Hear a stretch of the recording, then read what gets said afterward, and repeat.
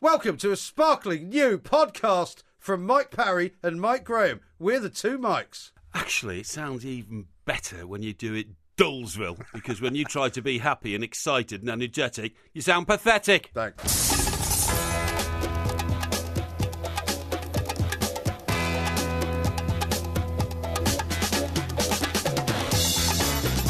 Good morning, I'm Mike Graham, he's Mike Parry. You're listening to the two Mikes right here on talkSPORT. The Premier League is back and it's all a matter of loyalty this weekend. As many as 6 different clubs have players that don't want to be where they are. From Alexis Sanchez to Diego Costa and from Philip Coutinho to Virgil van Dijk. The bottom line is, do you want these wantaways to be involved this weekend, or would you rather they were dispatched out of your club? 08717 22 33 44. Meanwhile, Emre Can is angling for a release clause to be inserted into his new contract at Liverpool that could end up costing football millions more, and will probably create even more mercenaries. Coming up later in the show, it's the Porky quiz, and to honour the start of the new season, it's on the NFL. I'm predicting none out of 10. Also, we'll find out why Porky decided to apply for the job of Chester manager. You're listening to the two Mikes with me, Mike Graham, and Mike Parry on talkSPORT.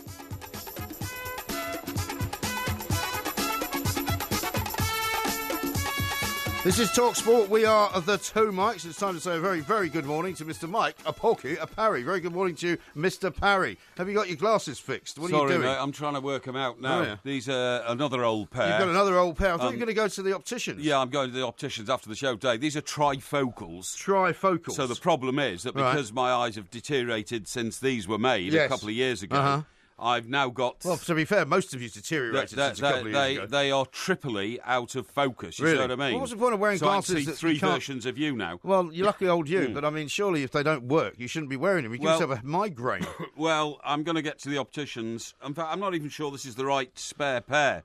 Well, where did you find those from this morning? I found them in a container which said police on it. Police? Yeah, do police still make glasses? Yeah. Oh, so they're made by the police. I thought you meant like a container that said police as in No, station. I think these are police glasses. But look, I'm having a nightmare morning because not only have I got to now head straight to the opticians when the show's finished. Yes. I've also got to head straight for somewhere like Carphone Warehouse because my mobile phone has you managed to mess that up again, disintegrated. Well, it's your own fault. I've lost a load of facilities. It's your own and fault because you don't understand technology. I can see you're in a hell of a mess. How can anybody remember all the passwords that you have to remember these days? Well, you're supposed to write them down. I was trying to update a particular app. Yeah, what is your password? Well, I'm not telling you because I don't know what it is. If I wish I could tell you. Yeah. And what I thought I'd do is, cleverly, I thought I'd delete the app I currently had. Very smart. And update it and replace it with a new one. Good idea. And then it asked for the password. Yeah, well, it would do. Which I don't have. Oh, so you deleted the app, even though you didn't know how to get it back. And it's a major app. I mean, it's one of the most, useful ones that I use all day. Why do you allow yourself to get in such a tiz about this stuff? Well, I rely on people around here to sort these things out. This is what I've always said to you. There is no point in having a phone or in having pieces of technology that you can't operate yourself. Yeah. Because you're then in the hands of somebody else all the time. So you now have to go to a phone shop to get them to put an app back on your phone. That's ridiculous. I mean, a man of your means and a man of your intelligence ought to be able to master this stuff. That's right. I've also... what else have you got to do? I've got to go and see my financial advisor. Why? Because he wants to sort of move some money around. And but why does he need to see you to do that? Well, because, I think we're buying some more property. We? Yeah, so... Well, you and the financial advisor? Well, I don't know. We found a few spare million knocking around. No. It's about redistribution of resources and all this kind of stuff, I think. We're hiding some more money. And money laundering. No. Excuse me, I'm not into that sort of thing. Really? I believe in paying my taxes fairly and squarely. Well, I'm very glad to hear it. The politicians. I was going to the say the opticians and the politicians. Did you see the thing that somebody wrote the other day? I think it was on Facebook. I can't remember who it was. Yeah. But they took their son into a bank because the son had £20 coins. Okay. And wanted to change them for a £20 note. Yes. Right. And the bank refused to do it. Why? On the grounds that it might be money laundering. And they said, what are you going to have to do? The kid's about 12, right? What you're going to have to do is you're going to have to give us the £20 coins. You're going to have to open an account. We will give you a card in 2 weeks' time, which you can then use to withdraw the £20 from an ATM machine. I mean, has the world gone mad? It has gone mad. Do you know what I do now? What do you do? I've found a machine. Although after your explanation of how bad a morning you've had, I don't think anyone was taking your advice anytime soon. Well, I've had a shocking morning. It was poured down with rain as well on the way to work. I got soaked because I didn't have an umbrella. Well, why does that bother you? I don't think men look gainly with an umbrella, so I never carry one. You look pretty ungainly most of the time. And I got my coat soaking wet. I thought you didn't wear a coat. Well, in I didn't have time to take it off because I didn't have a plastic bag to put it in. So I was still wearing it. It got wet. Shambles this morning. It's not been a good start to the day. You've also applied for the job of manager at Chester. Well, I haven't really. What I'm saying is... You said you had last night. Yeah, OK. Are you saying that wasn't true? Oh, it is true, but I don't expect them to take it seriously. That's the point I'm making. Why wouldn't they? Well, because I don't have an experience of being the football manager. We'll talk about that a little bit later on.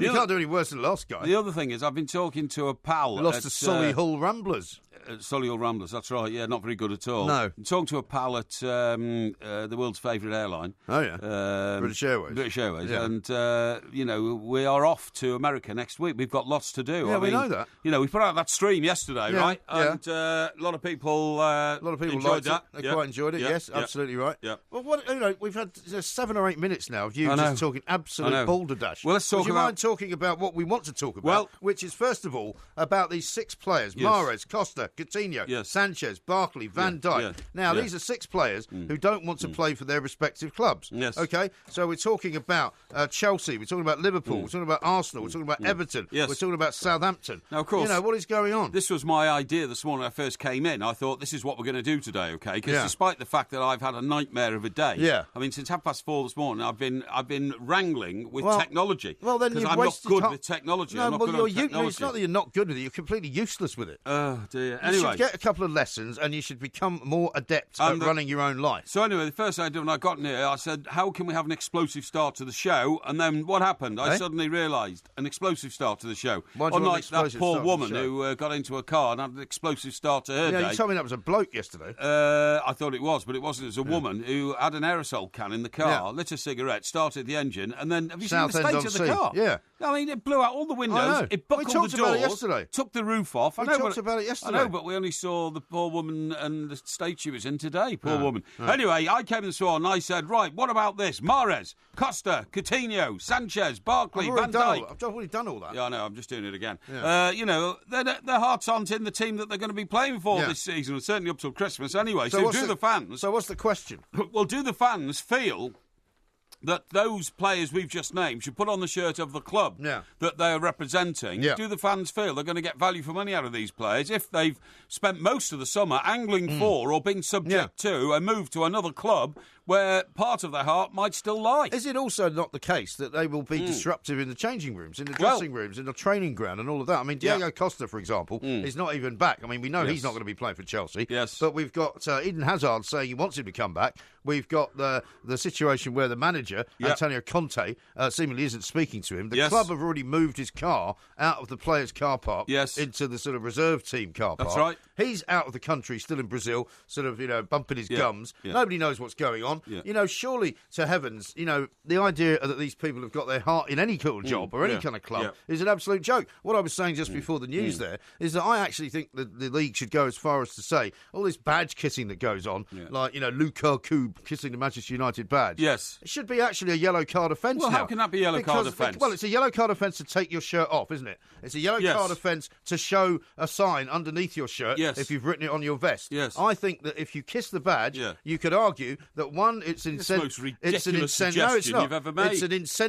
act which is designed to noise up fans of your previous club. It's an incendiary act designed to noise up the crowd that's watching. And I think if you make it a yellow card offence, it will make it absolutely ridiculous for anyone to do it because they don't mean it. I think that's rubbish. The players who kiss the badge do not mean it. It's a load of rubbish. What they say is, my heart is in this game at this very moment and you're paying my wages and I'm playing for you and there's absolutely nothing wrong with that. Nobody believes that. Well, their heart is not in the game at all. I don't believe a word of it. I think, by the way, you're being a little loose with your words in saying these players' hearts aren't in their playing. Do you mean disingenuous? Disingenuous. We spoke to the great Ian Rush earlier on this week, right? We did. Ian Rush is a different class of footballer. No.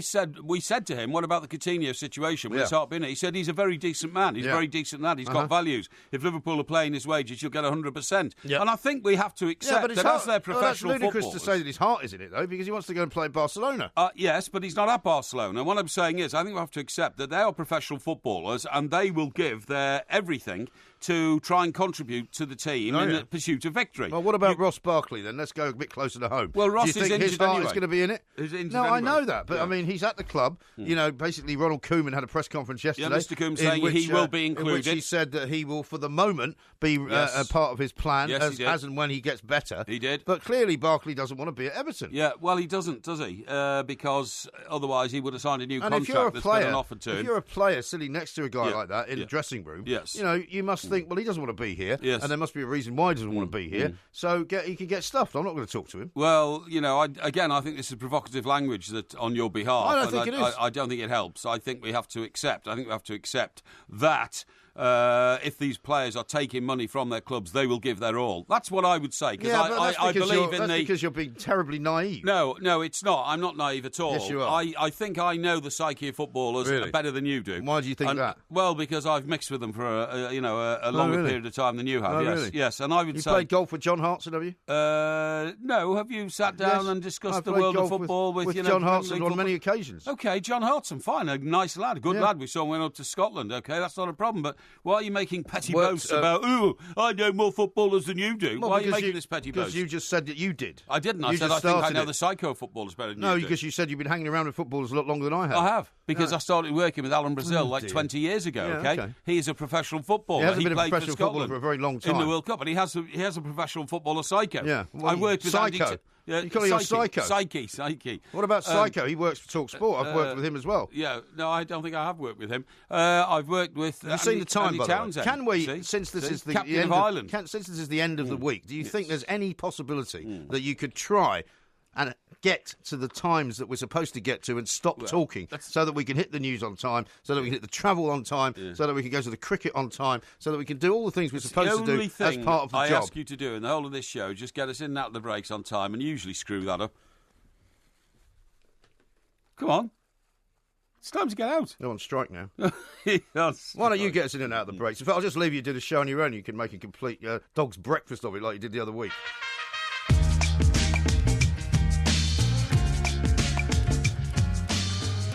OK, folks, this is the Two Mics, of course. We're on talkSPORT and we are with Wix. Now, Wix have lowered the price on Blue Circle General Purpose Cement. Get 25 kilograms for just £3.79 each when you buy 3 or more. Absolutely right. And, of course, we send a £100 Wix gift card to our best caller every single day. So give us a call, please, 08717 223344. Calls to this number will cost 13 pence per minute, plus your provider's access charge. Find competition rules at talksport.com. Now, I've got quite a few people agreeing with me here, Mr. Parry. Miner has tweeted in. He says, I've got to agree with MG. Too many modern footballers are in it for themselves and the money. The club comes second. And Gabriel says, badge kissing is ridiculous. If I do a good job in my office, I don't run around kissing my security lanyard. Which is true. Yeah, well, you say that, but I mean, the identity of a footballer... He says it. The identity of a footballer with a football club is one of the most unique sort of relationships in life, isn't it? Well, it should be, but it's not anymore. It's not anymore, really. It's going to end up being like the NFL. I mean, we've got the situation in Liverpool now where Emre Can is asking for a release clause to be put into his contract when he re-signs it sometime in the next few weeks. The reason he wants to do that is because players want to make money every time they move, right? And so once that comes into effect, I'm sure that there will be a lot more movement and players will be much more mercenary than they are now. It's naive to think that players now play for clubs for loyalty. They don't, with so much money involved. And there's an outrageous slur here from Neil. He says, didn't Porky once admit he didn't really work hard when he was stationed in Washington, D.C. That's He true. didn't want to be there? That's true. I never said that. You did say you did no work at all. You spent your entire time ordering late-night lawn mowing machines from the shopping channel and boozing it up with the British ambassador. And working for the British government sort of in secret. No, the relationship with the British ambassador was vital. I was the American editor and that was a vital part of my job. I've never given less than 100% in anything I've ever done. Okay? Is that right? Yes. Well, how about this from Nick? Parry may know more footballers than Mike Graham, but they don't like him. That's very nice, isn't it? Thank you very much indeed. Let's have a word with Amraj, who's a Leicester fan. Amraj, a very good morning to you. Welcome. Hiya, guys. How are you doing? Yeah, very well, thank you. Very well indeed. Mr. Mahrez, this weekend, what's going on? Well, it'll probably be starting. My point I was going to make to you guys was just the fact that all the players you've listed have miraculously all got injuries and not played since their speculation. But Mahrez has actually been the only player, I think, that has actually started all the games and actually put in some really good performances. Is that down to him or is it down to the management? What do you think? Because, I mean, you get the sense, certainly with Coutinho, that Jurgen Klopp is kind of making out that he's injured because he doesn't want to have to force him back into a team that's already playing rather well without him. Yeah, well, I think Mahrez owes a lot to Leicester City, and I think there's a very tight-knit there of group of people, of management and players. So I think he's just been really professional about it. He handed in his transfer request really early in pre-season, put it all out there, but got on with his job, played in pre-season, played the first couple of games. He's gone with it. Obviously, his representatives told him to wait in an airport on the last day of the transfer day, just in case. Didn't even work out because apparently there were no bids for him. But the fact is that he's got on with the job compared to the other players. I think there's a little bit of respect due there for Mahrez, the fact that he's got on with it, but made it public that he wants to move. So, I mean, would you say, Amraj, that you're representative of the Leicester fans? I mean, are most of your friends saying the same thing? I'd say most people would. 50-50, I'd say. I think half the people want him to go because naturally, if a player says he wants to leave your club, a lot of fans would say, well, okay, go. But Amraj, the thing is, you should expect nothing less than 100% from a player who's contracted to your club and who is, drawing a very large salary from, basically your season ticket. You shouldn't expect anything less. So, but they thought, but you still know that behind the veneer of professionalism, which fortunately Mahrez is displaying, there is the lust to get away. So don't you say to yourself, look, he might not be here any longer than Christmas. Yeah, but you could say that about any work in life. Not really. This guy has actually indicated that, he sat in an airport all day, didn't he? I want a bigger stage. Yeah.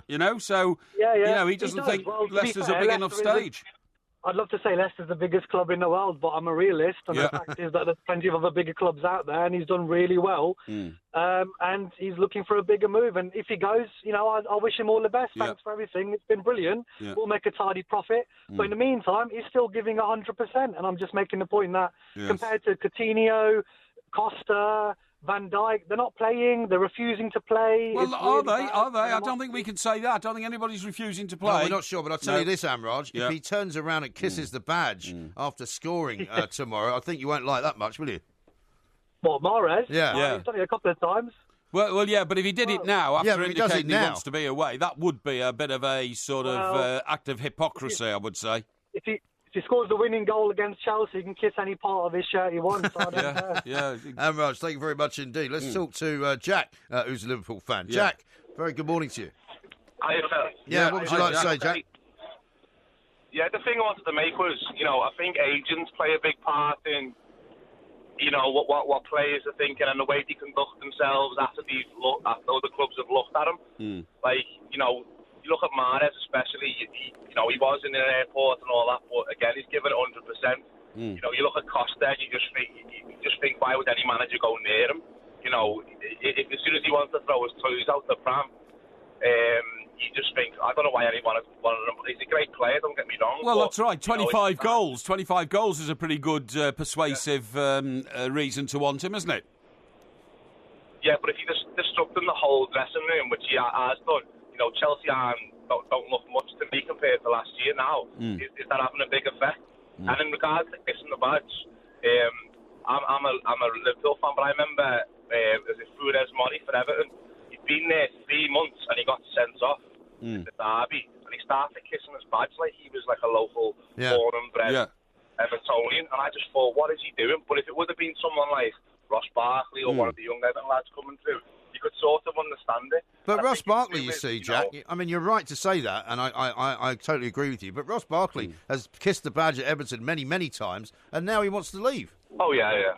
Yeah, but I mean, that's just the profession of football. And why are you criticising Funes Mori for kissing a badge? You'd rather that than him say, oh, well, actually, I don't really care about getting sent off and I don't really care about Everton. I mean, the boy's trying to indicate a bond between You've upset him, Jack. Between you, the fan, Jack, even though you're a Liverpool fan. When you've been sent off, you've let your team down. Yeah. You haven't like scored a goal. You haven't like made them get 3 points. You haven't put them through to the next round of the cup. It was a rather unjustified.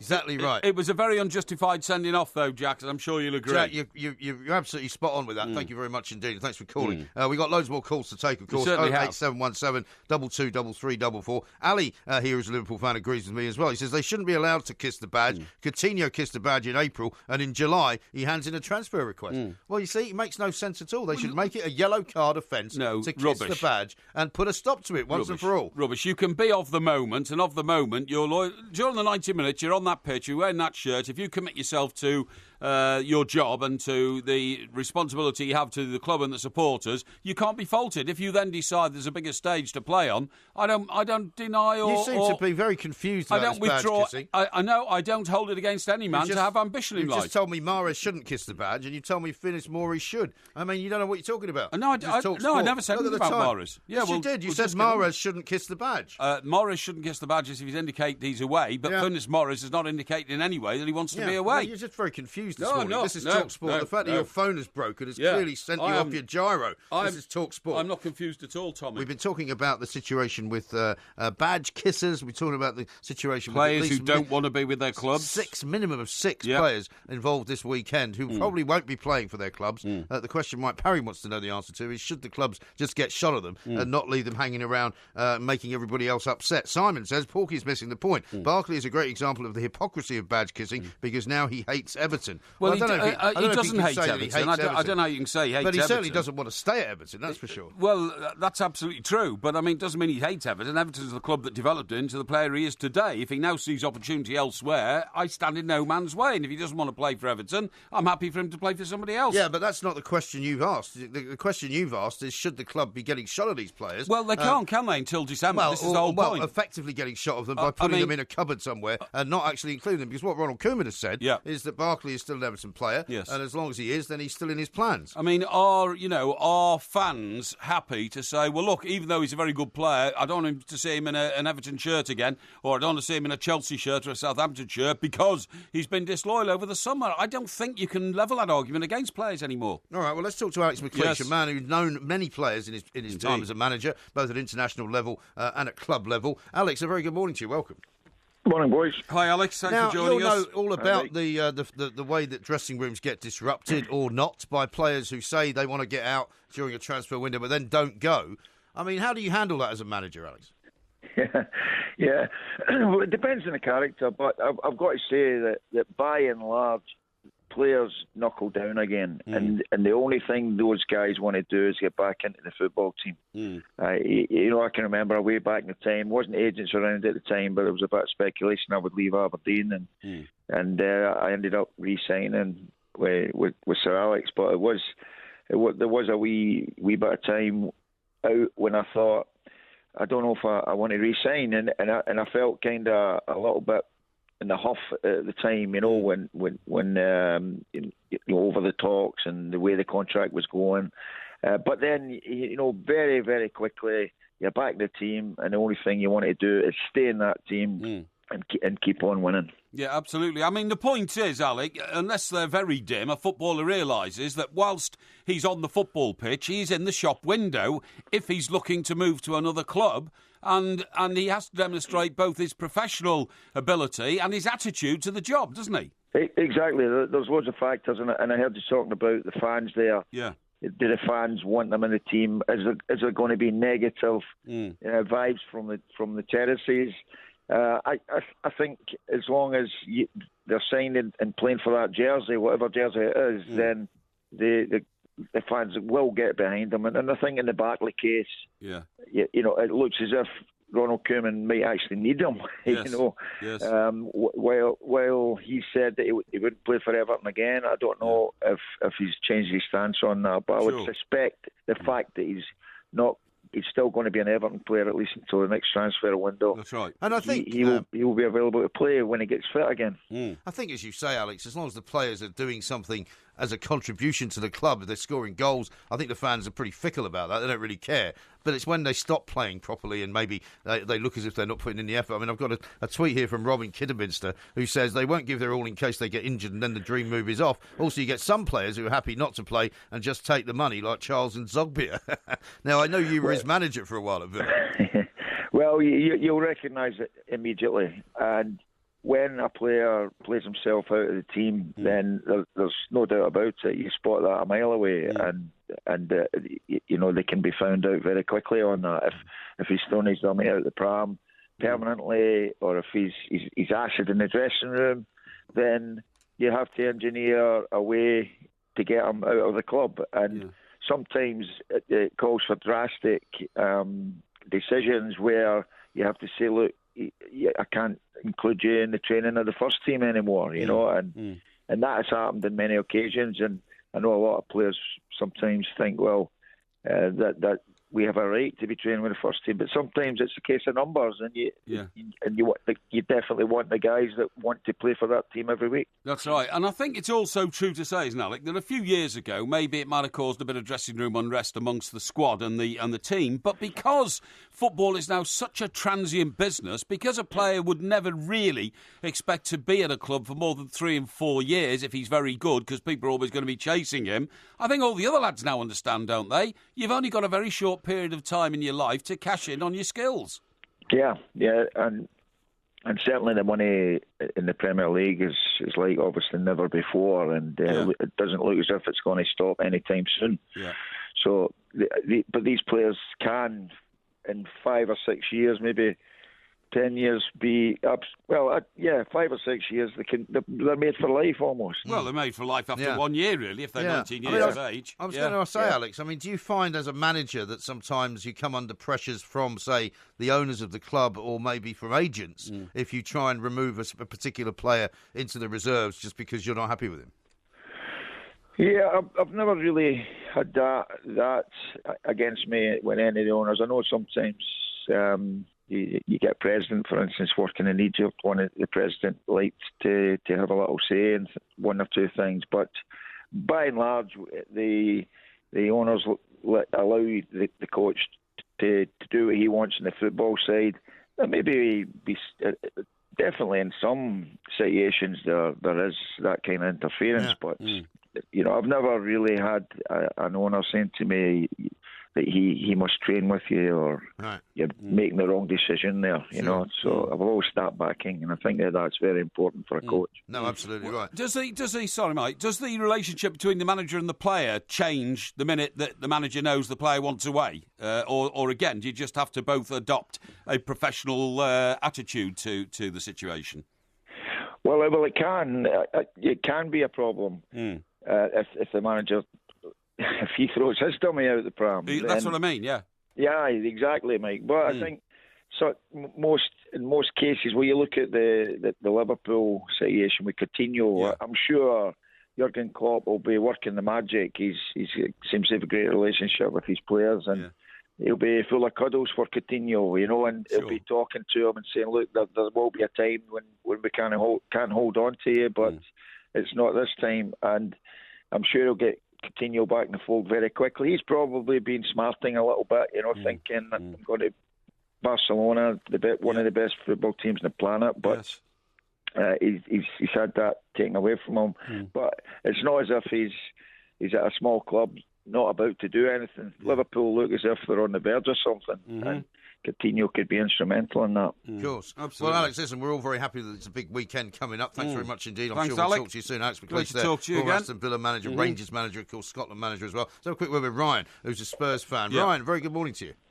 Good morning. You boys had a good morning so far? Yeah, very good, Porky's having a nightmare morning because his phone's blown up. Yes. His glasses are broken. That's right. And he's all befuddled. Yeah, I am a bit befuddled, yeah. But Ryan, how do you view this? Because, of course, at Spurs, you've got several players who are going to be of great interest to other clubs when the transfer window opens again. You've got a £750 million stadium to pay for, so are you getting worried? Yeah, a little bit, if I'm honest. Do you know what it is? Is that the point that I want to make, and obviously I'll answer that question as well, but the point I want to make is I feel like clubs are playing third string at the moment. At the end of the day, players come for for the top two reasons in my mind is the money, the manager, then the club. And I think that's the biggest challenge at the moment is that, players like Harry Kane are dime a dozen now, aren't they? At the end of the day, you're not going to find someone that wants to be a one-man club, but, at the end of the day, you don't know what's going to happen. I think the biggest issue I've got at the moment, just to go back to your original question, is that, people, we've got Aurier, who said he's a pay cut to come here. He's about the project. He wants to reinvigorate his career, which is fantastic. But my biggest challenge is that how many players these days want to buy into a project rather than take the short windfall that isn't really going to give them legend status. And I think that's the challenge at the moment in football, is that it's now becoming a microwave mentality, not a slow cooker mentality.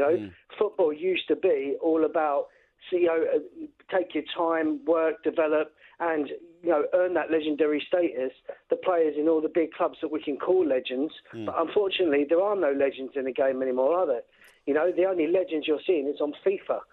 That's the only time you're seeing a legend. Well, player. I think there are legends. We all know they are. They play in Spain and Germany and that sort of thing, and we have some in this country. But I understand. Yeah, I understand where you're coming from. I think that's a good point, Ryan makes about players that play for the manager. Yes, because we're seeing certainly at Chelsea with Conte that some of the players have obviously fallen out with him and don't really fancy him anymore. That's but right. Who knows what's going to happen with Costa? They've moved his car, as we said the other day. That's right. Earlier on, out put it in the junior car park, which is always a bad move. It's a bit like when you lost your car parking space at the newspaper, and you knew somebody else had taken it. That's right. Your card had well and truly been marked. Your days were numbered.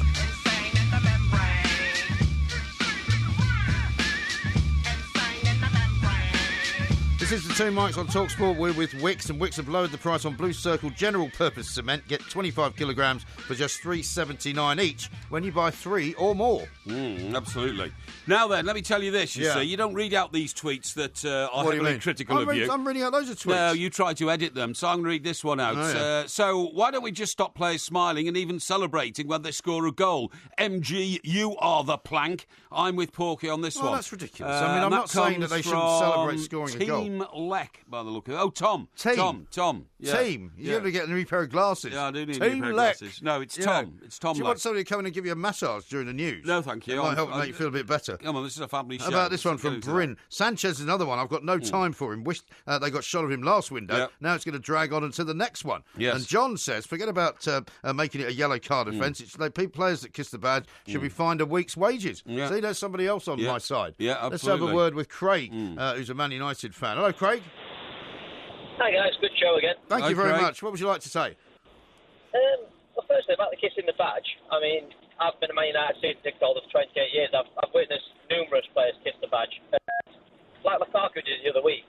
To me, it doesn't annoy me. It doesn't even bother me. I just dismiss it. I don't really care. It's been there 5 minutes.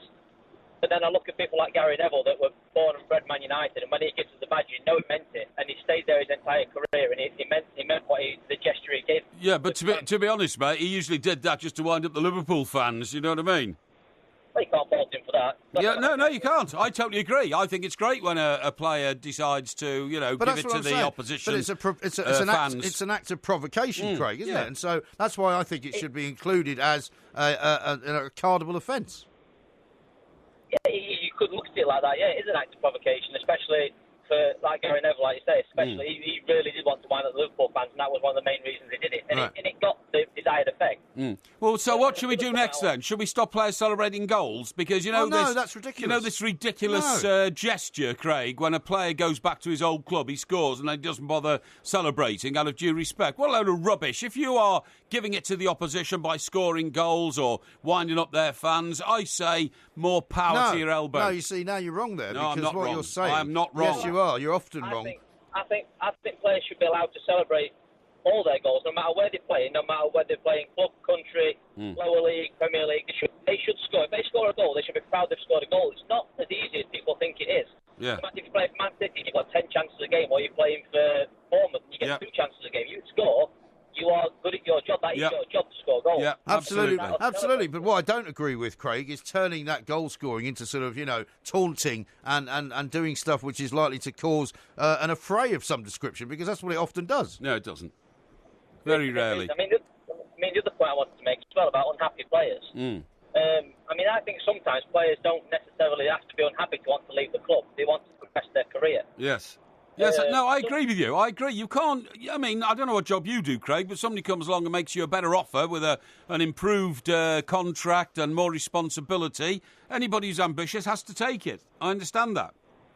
That's right. I mean, Mahrez, for example, I respect his decision. He came out and he said, I want to leave the club. He did it early. Yeah. He didn't kick up a big fuss and go into the papers and say, oh, they treat me bad, they've done this, they've done that. He appreciates where he is. He appreciates Leicester bringing him into the big stage. Leicester gave him an opportunity and put him on the big stage. That's right. And now he's got a chance to move on, which is fair, like you say, fair play. Yeah, and as our Leicester fans said, you know, they're quite happy with him still playing on the basis that he's still giving his all and he's still playing well. The other ones, of course, on the list, like perhaps Sanchez, certainly Costa, Barkley's injured. You know, we don't know yet about Coutinho. No. You know, do you want them actually playing if they're fit to play, or would you rather they be kept out of the way? Let's talk to James, who's a Liverpool fan. Hi, James.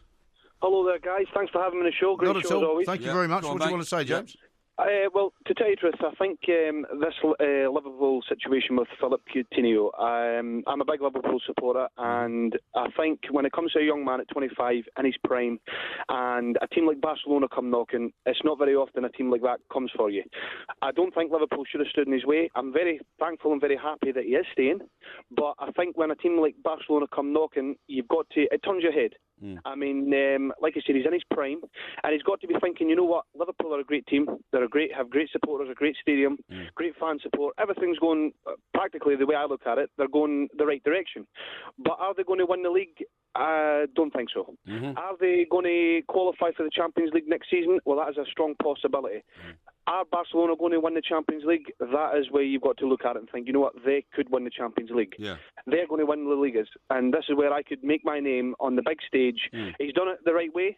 He's never complained. He just went, listen, Barcelona have come in for me and I want to leave. And do you accept he will have a good attitude, positive attitude this season? I do. I'll be truthful with you. I do think he will, because I know this might sound silly, but depending on what kind of manager you have, I mean, Jurgen Klopp's the kind of manager. He doesn't. I mean, I don't know what he does behind closed doors, but off the social media, YouTube moments, and you can see them. He puts his arms around you. He gives you well, come on, listen, this is positive. We want to see you here, and we want to see you doing well. Yeah. But is this Jurgen Klopp's? Did he make his decision? I mean, has he turned around and said, listen, I'm keeping him here, or has he got someone higher saying, listen, we are not selling him, and that's it? Well, okay, if you're saying we're not selling him, then we're not selling him. I mean, like I said, I think he's went about it the right way. He's handed in a transfer request. The whole back situation, I think that was a load of nonsense. I mean, saying that he might not be able to play tomorrow, but yet a couple of days ago he was playing for Brazil and scored a goal. But I think that is a Klopp situation. He's brought that in just because he doesn't particularly want to bring Coutinho into a team that's already done quite well this season without him. I think what he'll do is he'll probably play him on the bench. He'll put him on the bench first, see how the team's getting on, and say, "Listen, look, we've got a great, strong team out there. Right now, the way we're playing, yes, he will jump straight back in the team if his head wasn't turned from Barcelona. But I think right now he's looking and thinking, you know what? If I get in this team, I need to play really, really well and show this manager that I am capable of still playing for this club. Because right now we're playing really well. I mean, tomorrow I think there's a strong possibility we could get a win tomorrow, and then, you know, that could kick off our season once again.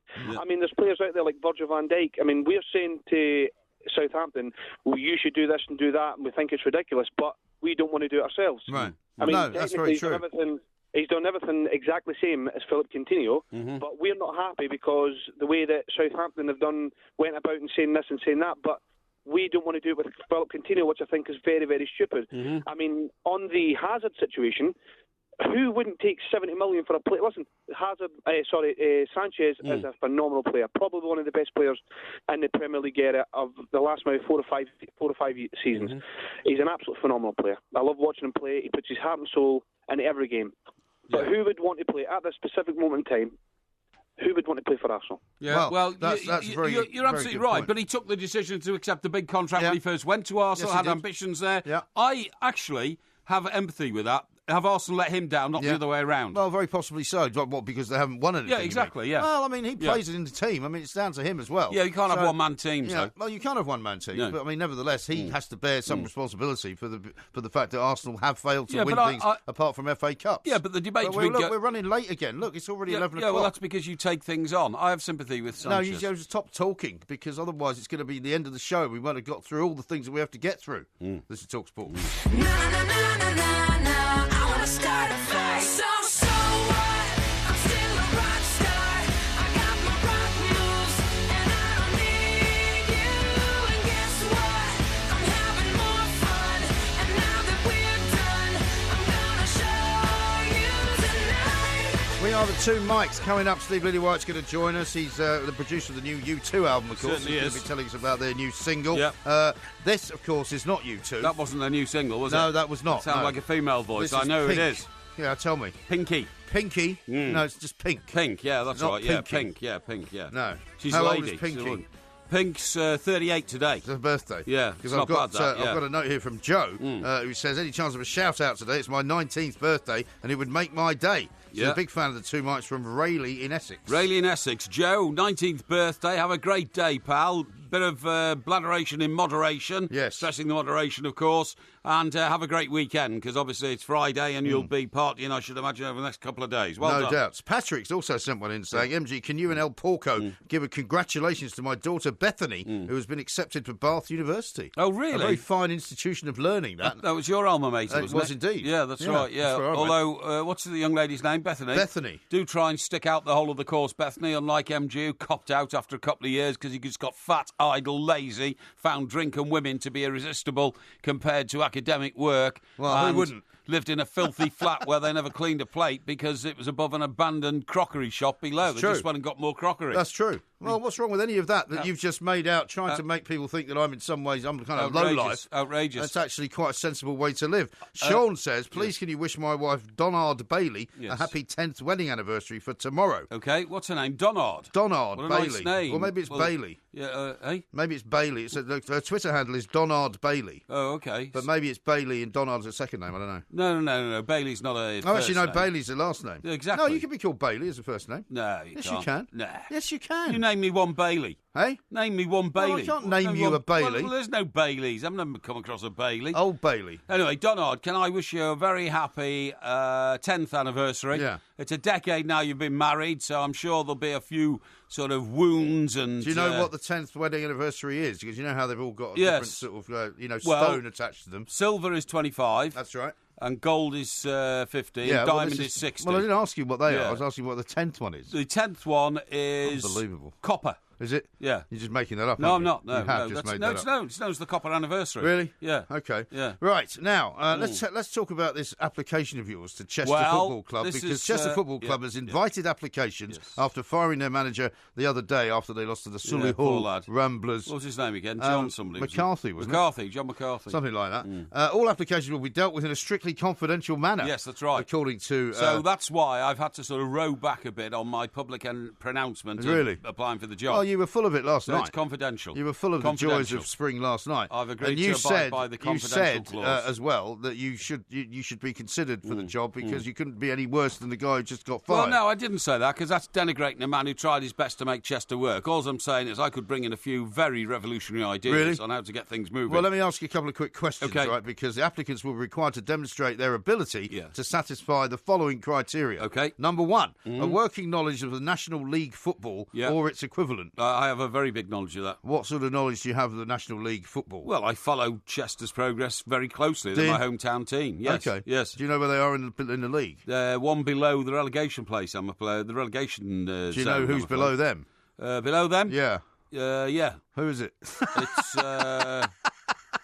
It's just imagine this is the interview. It's actually that Solihull team. Solihull Ramblers. And I think I'm just trying to remember now. Yeah, it's also, I know he's not having a very good time, Aldershot. Really? Yes. Okay. Or Wrexham. That's a massive amount of knowledge you've shown already. Yeah. How about number two? Yeah. Success in ability to manage a playing budget. Well, listen, you've never been any good with budgets. Hang on, I've managed budgets of £10 million plus, you know, in various newspaper institutions during the course of my lifetime. I've managed budgets, really, for the very radio station we're sitting in here, talkSPORT, and created budgets and have a but did you actually stick to them? Oh, yes. I have a very, very strong grasp of budgets, and I realise how essential they are to the good working of any organisation. So right? the answer to that one is I'm perfectly qualified. Right. Have you noticed, by the way, that the Express, for which you used to run budgets, is being sort of stalked by the Mirror?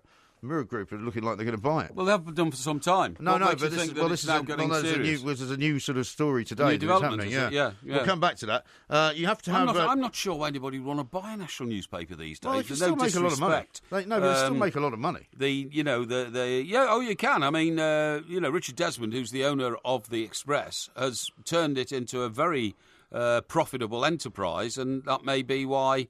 The Mirror have decided they might want to invest in it. Well, I mean, it certainly saved an awful lot of money. Anyway, let's get back to Chester, right? Number 3 requirement, excellent contacts within the football community. Yes, well, that goes without saying. I mean, I know people who've been chief executives of the Football Association. I know people who've been managers of the national team. I know chairmen of Premier League clubs. Nobody, I can't think of anybody who doesn't actually work in football or, the football environs of reporting on it and all that, who has such a huge network of contacts inside football. I could get loan players from clubs all over the world. Really? Yeah. You think so? Definitely, definitely. People will do me favours. Sadly, I think you're going to fall down on the next one, though, because this one says a commitment to the local community. You abandoned Chester decades ago. Not at all. And you've never gone back. But I have my permanent suite at the Dorchester You of the don't North. have a permanent suite. Well, don't talk rubbish. I would have. Yeah, but you don't have a permanent suite. I could have. Oh, so you wouldn't actually buy a house there? Well, I might do, yeah. You'd be a sort of Jose Mourinho type figure, just Not sitting in a necessarily. hotel, Not ordering necessarily. in room service every night. Well, no, it'd be transitional, wouldn't it? When you first get up there, you've got to have somewhere to stay. I don't think you'd be there long enough, to be honest. You might as well just think of it as a short-term application. I think so. Now, coming up next, I think you're going to fall down on this next one as well. Right. A proven leader with a suitable track record. That is me. That is me. I lead from the front. I have leadership qualities. Really? I was spotted at a You've very been early fired age. from more jobs than I can name. I was spotted at a very early age as being the man who should be at the head of the queue. And the dole queue. No, the head of the queue, of whatever business I was in. And I think you'll find that my leadership qualities are unquestioning. I see. Now, finally, demonstrable ability to inspire and work within teams and organisations. I'm afraid that one you're going to fall down on as well. No. I've inspired you can't many inspire people. anyone. Many people who've got on in life, either in newspapers or in the broadcasting But nobody world. likes you, though. You don't have to be liked to be admired and respected. Really? And many people have built their careers on the planks, I was going to say, but on the foundations that I have created. I think planks was right the first time. No. When we were in the Baglioni Hotel only last week Yes, with that's right. George Osborne and a selection of very, very highly right. paid, highly motivated Yes. newspaper journalists, Yes. you were roundly booed off the stage. Yes. That's I the wasn't. situation. No, I wasn't. I You wasn't. were? No, it was a joke. I went in, snatched the microphone and said, this man is a mate of ours, Ian Walker, who I used to work at the Express. He stole my job, this man disgraceful, put me into penury and all that. It was all a joke because I'm not in penury, and he didn't steal my job, and he went on to have a great Fleet Street career, which is still going on. Indeed. So You still got booed, though, didn't you? No, Yes, those you who did. knew me were laughing and clapping and Yeah, but an shouting, awful lot of them saying, didn't know "Hey, you." look, there's old Porky, Yeah. he's a lot of them having were all that." saying, "Who's this old idiot?" With some of them was what they were saying. Some of them who are too ignorant to know of my role in the media world, were looking a bit baffled. But I just waved at them. It wasn't a problem. Was that you waving? Yeah. Okay. Yeah. I thought you were falling over. No. This is talkSPORT. When you look so good, the pain in your face doesn't show. When you look so good, and baby you don't even know. When the world is ours, the world is not your kind of thing. Full of shooting stars, brighter as the vanishing. Oh, you've seen enough to know. Now that is you two. Yep. Their new Yeah, it single. certainly is. It's called "You're the Best Thing About Me." Yeah, that's brilliant. That's isn't it? obviously not applicable in our case, is it? Is that a world debut? No, it's not a world debut. No, I think it has been around for a couple of days. However, Okay. what is a world debut is their producer, Yes. who put that out there, talking to us about it, who is right here, right now, Steve Lillywhite. Steve, a very good morning to you. Good morning, boys. Good morning. Now, I have to Hi, say, that Steve. does Thanks for have joining us. the unmistakable touch of Steve Lillywhite about it. Sounds very sort of like an old U2 song. It's got a beat, man. It's got a beat. Well, it's a little bit of everything. You know, they've they released a song last week, which actually I think I played you, Mike, when you were in New York. I think you did. Yes. A song called Blackout, yeah. which is a little bit more of a darker, more moody U2 song.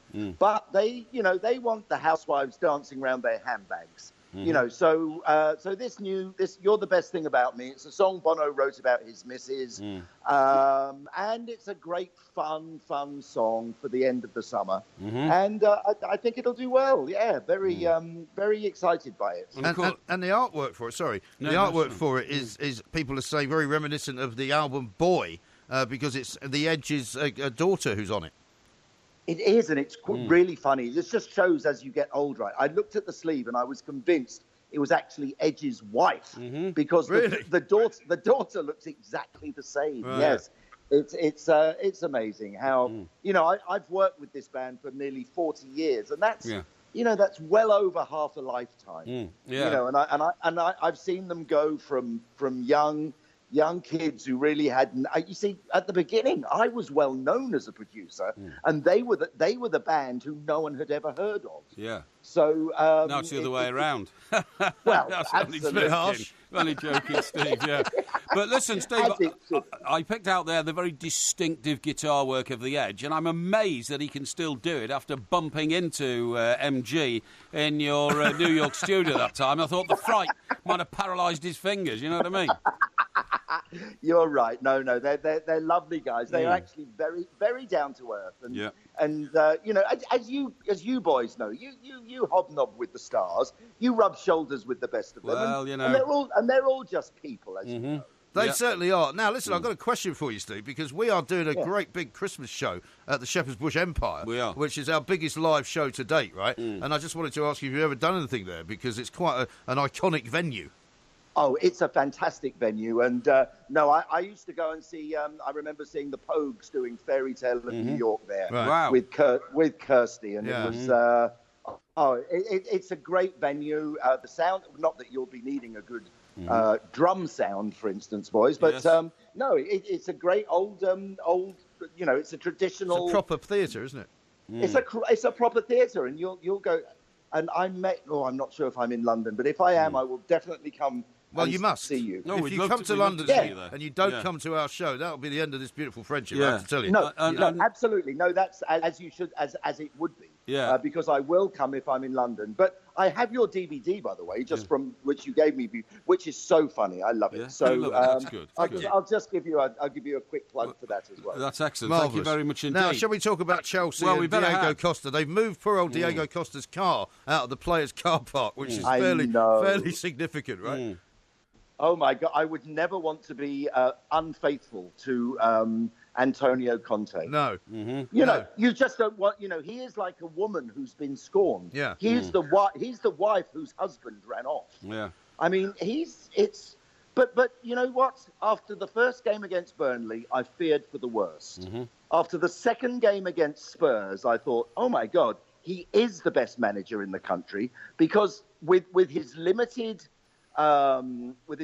squad that he had for the game against Spurs, he managed to stitch together a team that didn't lose. Yep. And in fact won. I mean, you can argue whether Spurs played better than us for big chunks of the game, but we held steady and we won the second game. And I'm afraid, Porky, I don't know whether Everton didn't come to the party, but that was one of the more one-sided. I mean, it wasn't as bad as Liverpool-Arsenal, but it was... Everton were very off the pace that day, They were very off the pace, and it was a terrible disappointment, Steve, because after our buying spree during the summer, really expected to see a new Everton, but you can't do anything if you haven't got a target man up front. And Rooney's not a target man. Rooney scored 100% of our Premier League goals so far, but he's not the target man that Mr. Kuhn was looking for, and I was hoping, but I'm told he's not necessarily the sort of player he's looking for. I was hoping we might have made a bid for Jamie Vardy.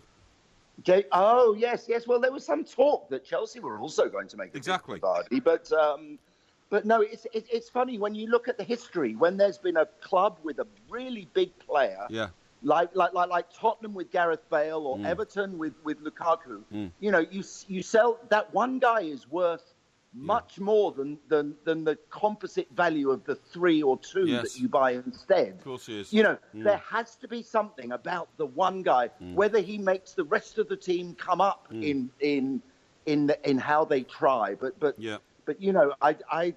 and Chelsea, Diego Costa, we all love him. Of course. And it's such a pity that him and the boss had a falling out. But Morata's looking like he's a little bit better than Giroud. But there is a bit of Giroud about him. Yes. Yeah, I think it's the haircut, isn't it? It's the haircut, quite a lot about the haircut. Yeah. But, I mean, he looks a decent player. The thing is, though, with Costa, it's sort of almost inevitable that happens, isn't it? Because he's that kind of player. Well, yeah, it's his personality. It's he's the Liam Gallagher of the football world. That's right, yeah. Slightly wealthier, I suspect, but that's another story. Now, what about this weekend? Because Man United, some people say, but they haven't really played anybody decent yet. They're looking much better than everybody else, aren't they? Well, I think they are the team to beat, aren't they? I mean, I think that the league will be decided. When you look at, I think Chelsea might be in with a chance because we've beaten Tottenham, we've beaten Everton, we played 2 out of the top. 2 of our 3 games is against the top 7. If we beat Man United, then we beat Liverpool. We can maybe beat Man City. It's all there to play for. I think that the gap is going to be very big this season, and really the games that matter are really going to be the Liverpool. I don't even think Arsenal so much anymore. I think Liverpool, Spurs, Man City, Huddersfield, Man United, and Chelsea. Huddersfield. You got to beat what's in the top 4, Steve. Yeah, that's right. Yes. Honestly, I think we've seen the Huddersfields of this world. It's. I think last season Hull were top after 5 games or something like that. It's it's very nice for them, but. We've got Manchester United after Spurs. We've had we had a very tough start to the season, Steve. We've got Spurs at Goodison on Saturday, and then we're away to Manchester United. I mean, it's not pleasant planning, if you see what I mean. When you look forward to how many points you're going to get out of those 2 games. Although I'm confident Everton will beat Spurs. Well, yes, and we've all got to admit, isn't it nice to have the Premier League back again? Yes, of course. Thank God, absolutely right. I was so depressed last weekend. Well, it causes a vacuum in your life, and what do you fill the vacuum with? In our case, plenty of bladderation during the last week. Yes, it's very true. Well, that's good. Well, you guys are just they say in the commercial that you're the hardest working guys on radio. And, that's very kind. And I've got to say, whether I listen to you in the morning, the evening, whenever, you have the energy of teenagers. So my hat is off to you. That's very kind of you. Very much. We have the maturity of teenagers as well. But yes, Steve, thank you very much indeed. Steve Lillywhite, a legendary producer. The new single of U2 is out, of course. And we'll tell you more about the Shepherd's Bush Empire coming up in December. Indeed. December the 17th. In fact, and how you can get tickets for that. This is talkSPORT.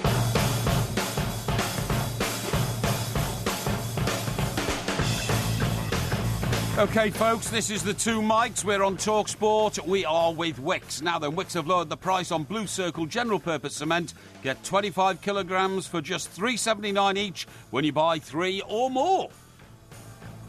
Right. Indeed, correct. A few people, including Frankie, pointing out the 10th wedding anniversary is actually tin, not copper. I know. Well, I knew it was one of those metals. Tin and copper combined produce brass. Is that right? Yes, that's right. Patrick says this. Porky sounded like Joe Kinnear when he was at Newcastle. I've football contacts all over the world and can sign anyone. And I won 3 Manager of the Year awards. Yeah. Yes. Luke says, how about a Chester FC Porky quiz? You know that will be a disaster. Well, the Porky quiz is later on, and it's on the NFL. It is, and I think that will definitely be a disaster. No, it won't be a disaster. I have been thoroughly studying the transcripts of my NFL journals. Oh, yeah. My NFL journals. I thought you hated the NFL. No, I don't hate the NFL at all. What I said to you is that I don't quite understand the euphoria that people try to whip up in this country about it. It's very much an American game, but when in Rome, do as the Romans do. When in America, I did as the Americans did, and I had an abiding interest in the NFL. You never went to a game, though, did you? Nearly. No, you didn't go. You didn't ever go to an NFL game. No, nearly. Well, did you? Yeah. Did you? Of course I did. I covered them. You watched it on telly all the time. I used to do an NFL column for the Mail on Sunday. Oh, did you? Yeah. Right. And also when they started... I bet that was the least read column in the paper. It wasn't, actually. No, was very, very well read. It's and very also boring as well. Well, of course, as you well know, 90,000 people turn up every time they have a game at Wembley. Yes. Even though you keep saying that's just a novelty, it's been going on for years now. Yes. You know. And also sport. They started up. Maxwell started up that sports magazine,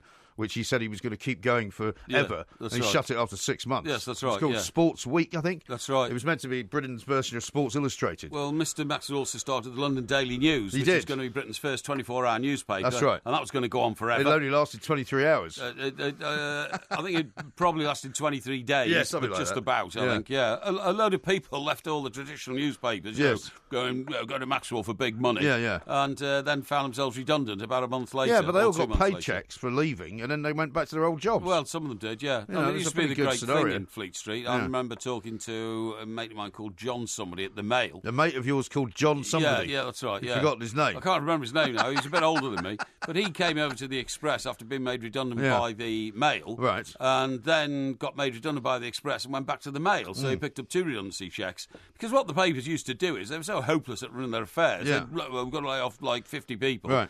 But then 6 months later, they They'd found hire them all back. anybody to do the No. job. So they had So to they- take 60 people on. Take them all back. Well, this is why it'd be fascinating to see if the Mirror actually do buy the Yes. Express for Yes. 130 million quid. Because, I mean, the Mirror's great claim to fame of recent years was starting that dreadful paper which came out. What was it called again? Today? Was it The Day or something? The Day, yeah, The Day. And the editor stressed in an interview with one of the media magazines, it's for New normal Day, people. so it was the New Day. New Day. It's for normal people. And it's only going to have good news in it. It's only going to have good news. It's for normal people. We put the sport right in the middle where nobody could find it. But it turned out the reason they did that was because they had to print it at 7:30 at night. That's So right. they didn't want to have a back page because they never really put on it. No, exactly. Because the sport was always a day old. That's right, yeah. They'd never had any football Geniuses. results or anything like that. Unbelievable. It was, yeah. Absolutely unbelievable. Anyway, listen, let's talk about Diego Costa because if you are, in fact, a Chelsea fan, as much as you'll have enjoyed the last 2 games, much better than the first game against Burnley, which you alone predicted, of course, that they would exactly. lose. You know, Diego Costa's somewhere in Brazil. Nobody seems to know exactly where he is. Well, he's in Brazil because he's Brazilian. Yes, I know he's Brazilian originally. Yes, I know that. But the point is, nobody seems to be actually. I mean, you know, again, if I was in the newspaper business now, I'd have somebody on a plane tracking down Diego Costa to find out exactly what he's doing. I don't think budgets run to that these Well, days. you know, Flying all over Brazil trying to find him. I bet Tim Vickery knows where he is. Yeah, well, I should think he probably does. But yeah. you know, somebody needs to go and talk to him and say, "What are you doing?" You Yes. know, you can't just sit, you know, pretending you're not available to play. Well. He's in breach of his contract, presumably. Yes. You know, his car is waiting for him here. It's been moved into another car park. But if you're a Chelsea fan, we want to know if you want him back. 08717 22 33 44. Because here's what Eden Hazard said about him, right? Diego and I have been playing together for 3 years. We have won everything together except for the Champions League. It's a pleasure to play with him. He's a top player and a top person. I would like to see him come back, but I don't make the decisions. I hope he can find a solution so that we can see him back on the pitch soon. Now, that sounds to me like a guy who thinks there's something in the works. Well, I think that's a bit of brotherly love, isn't it? Because most of the time, you know, players want to be pampered and praised by their bosses and that kind of stuff. If you get your fellow workers, and in this case, this is an exceptional fellow worker, isn't it? It is. Eden Hazard. Yeah. You know, saying, look, come back and because you fit in and it makes us a better team and we can go on and win more things because he gives the track record of things they've won. Yeah. Then I think that's, I think you're right. I think there must be maybe a spark of optimism that something could happen. Well, exactly, because, I mean, Eden Hazard, I don't think, is a sort of guy who would be particularly attempting to wind up his bosses. No, exactly. By sort of siding with the guy that they all hate. I totally agree. And it also suggests that you know, any ill feeling that might go around in the dressing room is not necessarily directed at Diego Costa. I totally agree with you. You know, or it could also be it could also be sort of translated as of him having a bit of a pop at Antonio Conte. Yeah, right? maybe. Yeah, Because maybe. Antonio Conte said that Eden Hazard wasn't fit, right, during the international break. That's right. However, he played for Belgium. Yes, he did. Did he not? He did, yeah. So it's all a bit mysterious. We want to is hear a from bit you, mysterious, Chelsea yeah. fans. 08717 22 33 44. This is talkSPORT.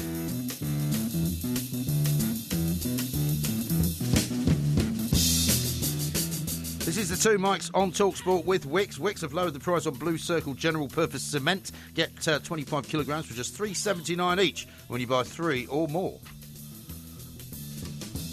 This is talkSPORT. We are, of course, here until 1 o'clock. We've got the Porky quiz coming up in a little while. We were asking just before about Diego Costa, who seems to be sort of marooned out there in Brazil through his own sort of volition, really. But do you want him to come back and play at Chelsea? 08717 22 33 44. Let's talk to Oliver, who is a Chelsea fan. Oliver, hi, good morning. Hi, Mike. How you doing? Yeah, very well. Very well indeed. What is going on with Costa? I don't really know, really. It's a bit of a strange one, really. I'm 24 and I've been a Chelsea fan all my life. Yeah. And I've never really seen anything like this before. And to be honest, no one really knows what's going on, apart from maybe the Chelsea players and Conte and Costa himself, obviously. Right. So we're all guessing, really. Sure. I mean, it just seems to me that shouldn't Chelsea be sending somebody out to Brazil to either fire him or say, you've got to come back with me on a plane? I definitely think we should be trying to get him back. Yeah. If we could patch up the relationship between Conte and him, because we bought him Morales, and obviously he's Spanish as well, or Costa's Brazilian, but he plays for Spain. But they could get them playing together, and with Hazard and Willian and Pedro and that, we could become a real force in the league and the Champions League, I think. Well, exactly, because it can't go on forever, can it? No, well, they've got to do something. Like, they've either got to get him back or they've got to try and sell him, or if he really doesn't want to play for us, we've got to try and sell him on. But it's a bit of a difficult one because obviously Alesco, I don't know if they want him, or obviously him being away and not playing is putting his price down. Well, it must be. It's a bit of a strange one. What are the fans saying? I mean, does it seem to you like he wants to just stay in Brazil until January?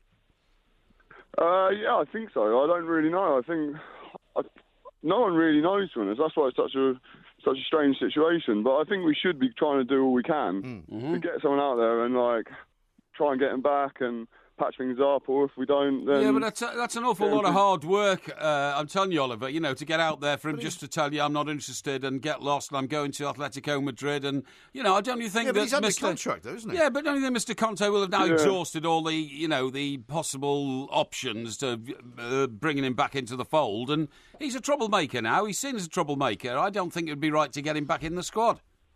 Yeah, he is a bit of a troublemaker, to be fair. Is, yeah, of course he is. I don't really know what the legal proceedings are, or I don't really know, to be honest with you. I don't know what Chelsea would do about it.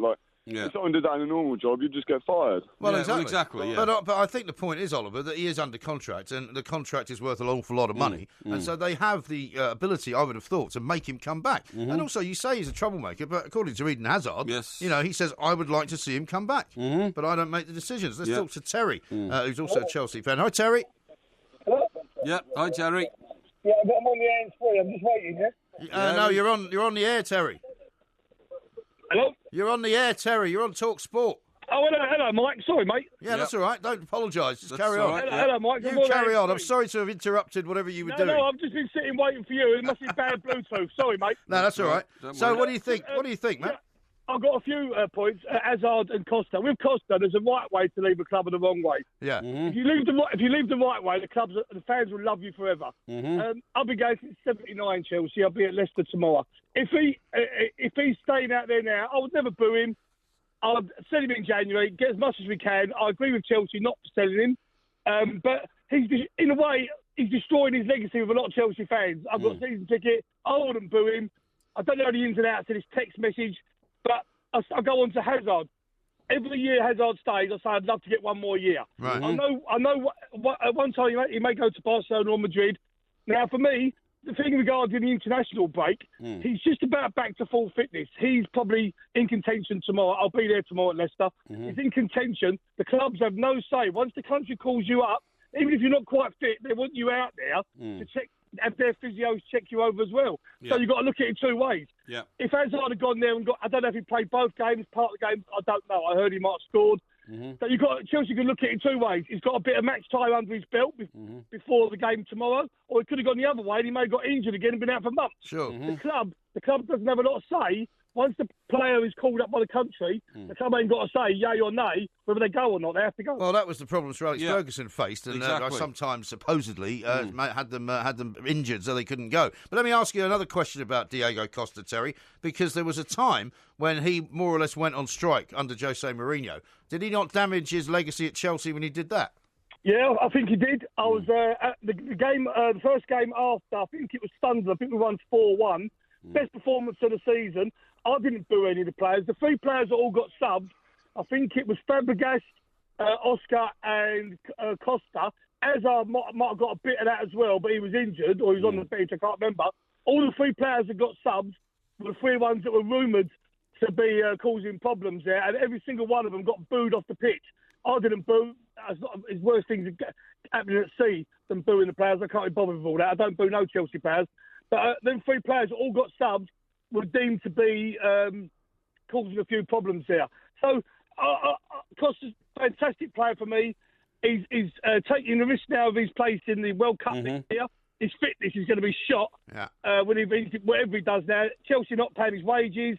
I don't know where his headspace is in doing what he's doing. But like I say, if you leave a club in the right way, fans will love you forever. Sure. And this isn't the right way. No, it's definitely not. Terry, thanks very much indeed for your call. And anyway, relationship between him and the manager had got so low that they were dismissing each other with text. Well, it seems unlikely that he could play for Conte again. Exactly. For me, but again, I have to come back to Eden Hazard. Why is he saying the things he's saying, making out that he would welcome him back? Maybe he is taking the initiative. Maybe he thinks that he wants to play in a team that's got Costa in it because they've got more chance of winning things. Yeah. Maybe he's actually gone over his manager's head.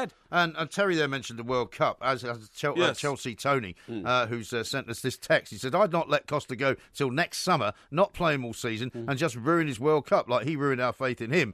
Do it for the fans, Chelsea. You've got the money. Well, the thing is, I don't even think that Diego Costa's in Brazil's plans anymore, is he? No. He doesn't. I mean, he's in and out of the international team. I'm not sure he gets a game in it now, does he? Footballers like anybody else in the sporting world have to keep practising to keep themselves sharp and good, and he doesn't seem to be doing that, does he? No, well, he's presumably out there eating all sorts of food that he shouldn't be eating, not exercising in the way that he should, and it's all going a bit wrong. One from Donovan here. Costa has acted completely unprofessionally in his quest to leave, but I'm sure that Conte now regrets sending that text message. Well, that may be true as well. And Bill says, interesting that Porky says newspapers are a shambles at running their affairs. Obviously, that's why he was such a high flyer in the tabloids. No, they were a shambles in the days when I was a young news editor, because actually they had more money than sense. Well, no, they didn't have any money because they were so overloaded with union restrictions and ancient labour practices and literally dilapidated old buildings that didn't really work. Printing presses that were inefficient. No, in the last 20 or 30 years, newspapers have been very efficient and made an awful lot of money. They've been very efficient. They've made an awful lot of money, but their sales have declined to a point where many of them are just impossible to run at a profit anymore. Well, I mean, that is a part of life. That is the development of technology and options to newspapers. A good newspaper run properly is still a very profitable organisation, as proven by some of the newspapers associated with us. But other newspapers which are not run well, and I'm thinking of the Guardian, make huge losses. Huge losses. Well, if it wasn't for the Scott Trust, which is registered as a charity, they would never be able to operate as a commercial venture. No. But that's enough of that. Lots more. Here's one from Jim, who says, if Porky became a football manager, who would do the OTT Porky manager impression on the show? Yeah, well... Hashtag, who are you? Who are you? That's a very good question. Now, coming up in the next hour, we've got the Porky quiz, of course. It's about the NFL. 0 out of 10 is what I'm saying. This is talkSPORT.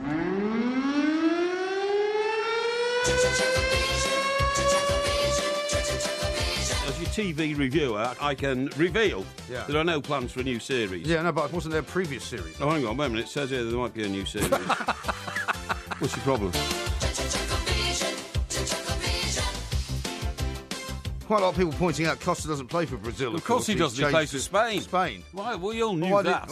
Why didn't you correct me? Well, I didn't want to give you a break. I thought, I'll just let yourself dig your hole and you just fall into it. Yourself. You're going to rearrange those words in the proper order anytime soon. Well, the point is, he did used to play for Brazil. He played for the two friendlies. And he qualified to play for Spain through residence, I think, rather than actually because he's nationality. Exactly, because he was So, I mean, he's always been a guy who just kind of does what he wants. That's right, absolutely. Not even a loyalty to his own country. Yes, that's right. His club. That's right, absolutely. Anyway, why are we playing Porky Vision? This is not the day for Porky Vision. It's because I've had so many demands from people saying that, Porky Vision earlier in the week was brilliant, but it did come the day after the... I've seen a few tweets that have said other things. The first episode of the second series of Dr. Foster. Oh, yeah. Starring the brilliant Suran Jones, and they wanted me to actually give it a review. You're a bit obsessed with Suran Jones, aren't you? Not really, no. I mean, she's a fine lady and a great actress, and she used to be in Coronation Street, and she was brilliant in that as well. Aren't they going to do that 6 days a week now? 6 days a week? No. Overkill. No, they're going to do 6 episodes a week, but they're going to be on 3 nights, Monday, Wednesday, Friday. Hey? Yeah, well, you get 2 episodes. What, is there a double header? An hour apart. Really? Yes, 2 half hours, an hour apart.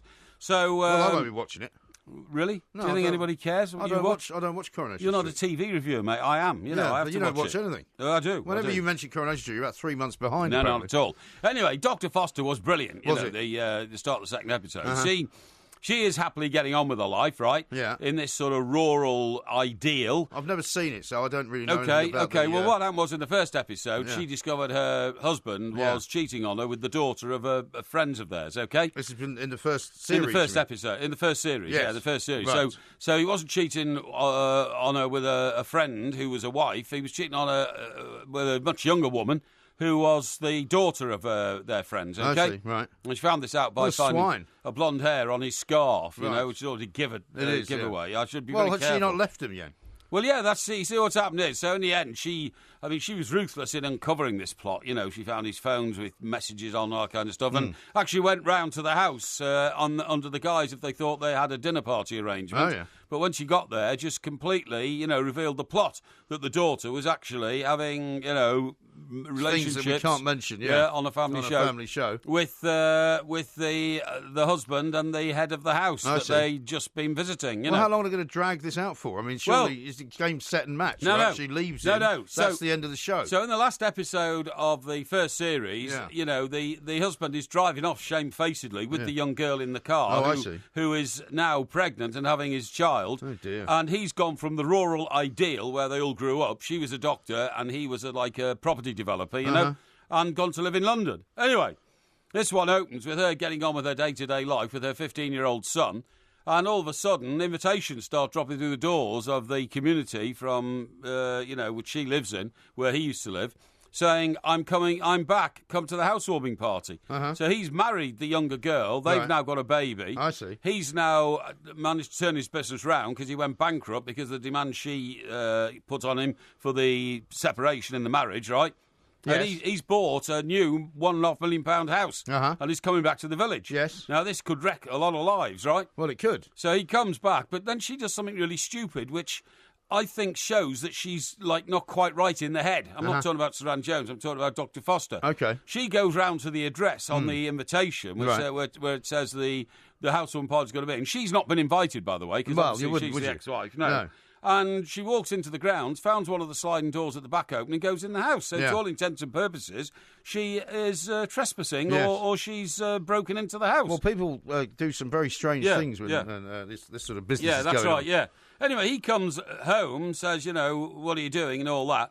And she says, I can't believe you've done it. You're trying to wreck my life and all that. Anyway, on the night of the housewarming party, she has, by this time, picked up a new chap, right? Who, again, I can't quite understand how this is allowed. Is he a doctor? No, he's a patient. This is the whole point. And I didn't know that doctors were allowed to have relationships with their patients. Doesn't sound right. No. Anyway, by a twist of fate, he looks a bit younger than her. Are you going to describe the entire episode here? Well, I think I should because people are asking. And he turns out, the patient, the new boyfriend, turns out to be a 15-year-old son's teacher. Oh, dear. Right, so this is getting really complicated that's now. very complicated, yeah. So anyway, she... It's sordid sort of show. Sordid. Well, it's not sordid, it's gripping. It sounds sordid. So anyway, on the night that she's going out on the first date with this guy, is the night of the housewarming party. Okay. She suddenly flips her lid again and says, come on, we're going to a party. All right. He doesn't tell her which part. She doesn't tell him which part they're going They to. just show up. Well, they show up. Gatecrasher style. Gatecrasher style. They let in so that there won't be a scene, you know, on the doorstep. Then the 15-year-old son has been necking booze, even at 15, and he's sort of half cut. Right. And she... Well, hang on. There's a 15-year-old son of her new man. No, 15-year-old son is between Dr. Jones and the husband who cheated on her. Huh? Yeah? What, you mean it's their child? Dr. Foster, I mean, and the husband. Yeah, Dr. Foster and the husband have a 15-year-old son. Oh, I see. Who now lives with his mother since the father ran off with But it's his young teacher girl. that is going out with Dr. Foster. That's right, yeah. It's very complicated, this. Yeah, well, it's not complicated. It's quite easy, actually. I've got a very especially the way you're explaining analytical brain. Can we get on with it now? Anyway, she in this house, it gets even more ridiculous. She goes upstairs and has a look round the marital bedroom, okay? Yeah. And then thinks her son's gone missing, starts running around the house and made quite a fool of herself. Bonkers, this. But she then says to him, "Oh, you still fancy me? I can tell because I've seen, parts of your body twitching and all this kind of stuff." What? You know what I mean? Yeah, yeah. And sounds like rubbish. No, this is a family show. And anyway, what happens at the end of the first episode is She comes home one night from work. I thought this was the second episode. This is the first episode of the second series. Oh. Just get it right. Okay. She comes home from, like, the surgery, and he's there. The Where? ex-husband's there in her house. In her house? Yeah, he said, how'd you get in? Well, what happened to the party? Is that finished now? Party's finished. Oh, right. And everybody went home, and there was a big row and all that kind of stuff, you know. Excuse me. So she then says, what are you doing? I'll just go make a cup of tea, shall I? No. He says, well, old 15-year-old boy, whatever his name is, let me in, right? Yeah. And she says, why? And he says, and then it becomes clear the boy's going off for the weekend to spend the weekend with his dad.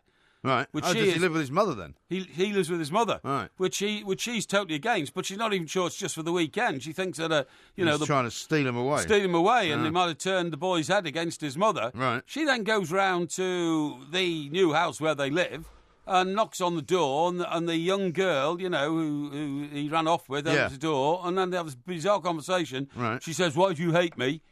And the young girl it's pretty obvious, isn't it? The young girl says, I don't hate you, I just don't think about you. Nobody thinks about you. Yeah. What's your problem? She's then bereft and thinking all her friends have turned against her, and that's it. That's it? Yeah. So what's your problem? Huh? That was the most ludicrous 10 minutes of radio I think I've ever heard. No, I thought I succinctly Well, I'll tell you something that's far more important. Described it brilliantly. Far more important. If anybody hasn't seen that show, I think they will now have been put off forever from ever watching it. No, they won't. Now, do you know that on this day in 1981, and I'm thankful to Dee Gravener for sending this in, 1981, the first episode of Only Fools and Horses was shown on BBC Two. Right, okay. Isn't that incredible? Is that incredible? Why? Well, because people will regard Only Fools and Horses as one of the most iconic television shows of all time. Yeah, I think they will. You know what? It kind of passed me by. Well, you were probably in America, weren't you? Well, no, I wasn't in 1981, though. No, you weren't, no. But, I mean, I wasn't here for most of the 80s when it became sort of, a massive hit. And everybody, when I came back in 92... Everybody was talking about Only Fools and Horses and making references to Del Boy. Yeah. And I just never really watched it. I saw David Jason being interviewed recently, and he's now very old. He got a helicopter license when he was like 61. Yeah. He also, I think, fathered a child when he was in his late 50s. Yeah. Might have even been 60s. Yes, I think that's true. And a damn decent chap, who brought a lot of He's a mirth fantastic to everybody. actor, no question at all. But I have to say... I love him in Morse. I have to say, Not Morse. He's not in Morse, is he? No, he's not in Morse. No, he was in Darling Buds of May. No, the other one, when he plays the police, Frost, that's right. That's what I like. A rather sort of chippy sort of detective. Yeah, but very good detective. Well, he wasn't that good because he got a lot of things wrong, I thought. But anyway, I sort of half watched the series when it was out, but I know some people who go on to Gold, right, which is the channel which repeats a lot of older stuff, and just watch Only Fools and Horses 24 hours a day. Yeah. Or it might not be Gold, it might be one of the other ones, Dave or something like that. But I mean, just watching the catch-ups.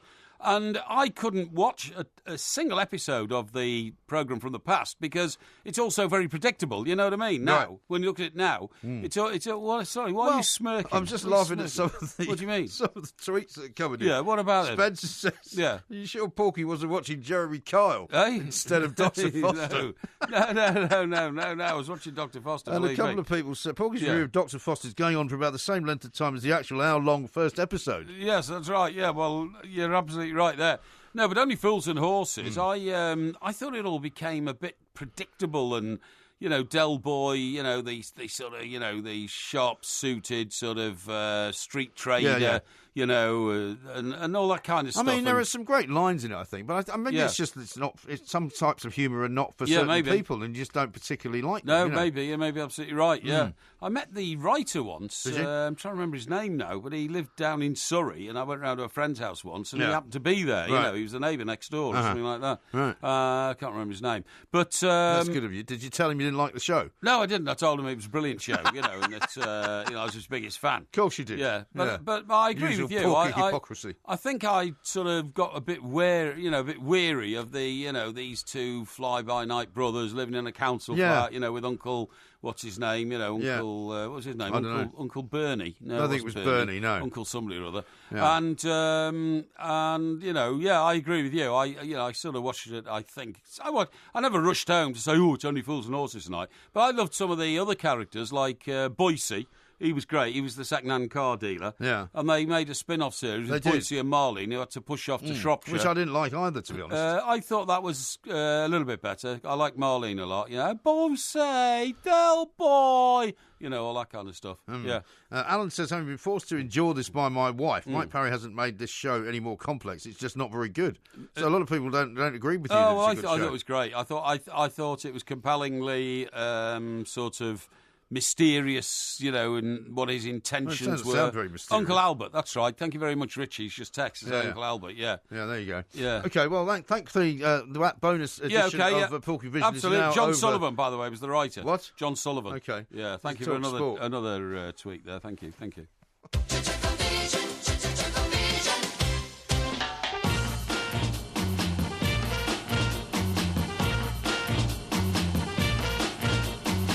Okay, folks, this is the Two Mics, of course. You are listening to us on talkSPORT. We are with Wicks, okay? Now, Wicks have lowered the price on Blue Circle General Purpose Cement. Get 25 kilograms for just £3.79 each when you buy 3 or more. Thank you very much. Absolutely right. Now, do you know we've got a lot of great football on this weekend? Of course we have. Starting off with Arsenal-Bournemouth, live on talkSPORT 2 on Saturday. Stoke City Man United, live on talkSPORT. It's just a 5:30 kickoff. And then, on Sunday, we've got Burnley against Crystal Palace. Crystal Palace are in a bit of a bad place, aren't they? They're in a very bad place. Mr. De Boer has come to bring his Dutch magic to Selhurst Park. Well, it's not really working. It's not working at all at the moment. I'm afraid he's tried to. What appears to have happened is he's tried to impose a method of play upon a squad that simply weren't brought up in that sort of genre, so to speak. Yes, and it's there's a bit of sort of water and wine type feeling there. Water and wine? Yes, what do you mean? Well, they're trying to get wine out of water, really. What? They're not. But the miracle of the feast is not happening. No, it's not. Miracle of Cana. No. Well, I'll tell you what. Sean Dyche, obviously Burnley's manager, was on the Sports Breakfast this morning. Sean Dyche. What's Sean got to say about it? Well, he's got to say this about it. Some people want change, and they want change quickly. They want change of styles, change of brands, change of football. And everyone wants everything now. The fabric of life changes and football changes with it. People want things now. They want it glossier, they want it quicker, they want it shinier, they want it delivered yesterday. And I think everyone's a bit like that. So I'm not surprised by anything that happens in football now. Yeah, well, that is the problem, isn't it? I mean, it has been said, I think, this week that if De Boer loses to Burnley this weekend, that'll be the end for him. Be very perilous, I would think. To played 4, lost 4, haven't scored a goal yet either. Yeah, not good. It's not good. No. But I mean, it would be a bit crazy to fire him after 4 games. You can say that. I mean, you can see it happening, but I mean, you can say either it's a bit crazy, or you can say, well, that's the firm smack of management. West Ham had this problem a couple of seasons ago.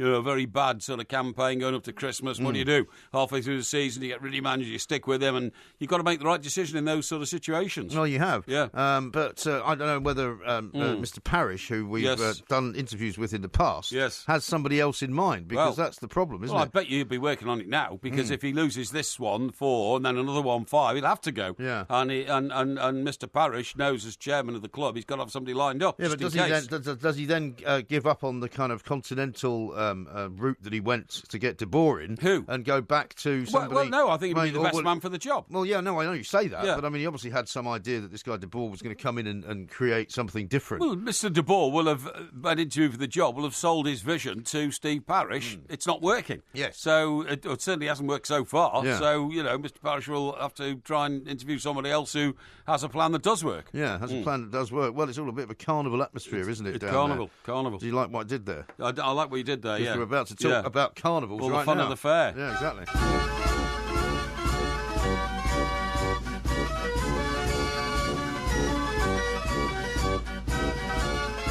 Now, you came across a story the other day, did you not, about funfairs and about how they are no longer what they used to be? Well, I'm not sure about that. I mean, I live down in Stockbroker, Surrey. I drive up and I come through a place called Mitcham, where there's a common, Mitcham Common. Yes. There's a lovely funfair there, big funfair there, every bank holiday usually. Well, there was a bank holiday weekend a couple of weekends ago. It was a couple of weekends ago, and I love the fair. I've loved it as a kid, but I never find anybody who wants to go to the fair anymore these days. None of my family are interested, and my niece and nephew.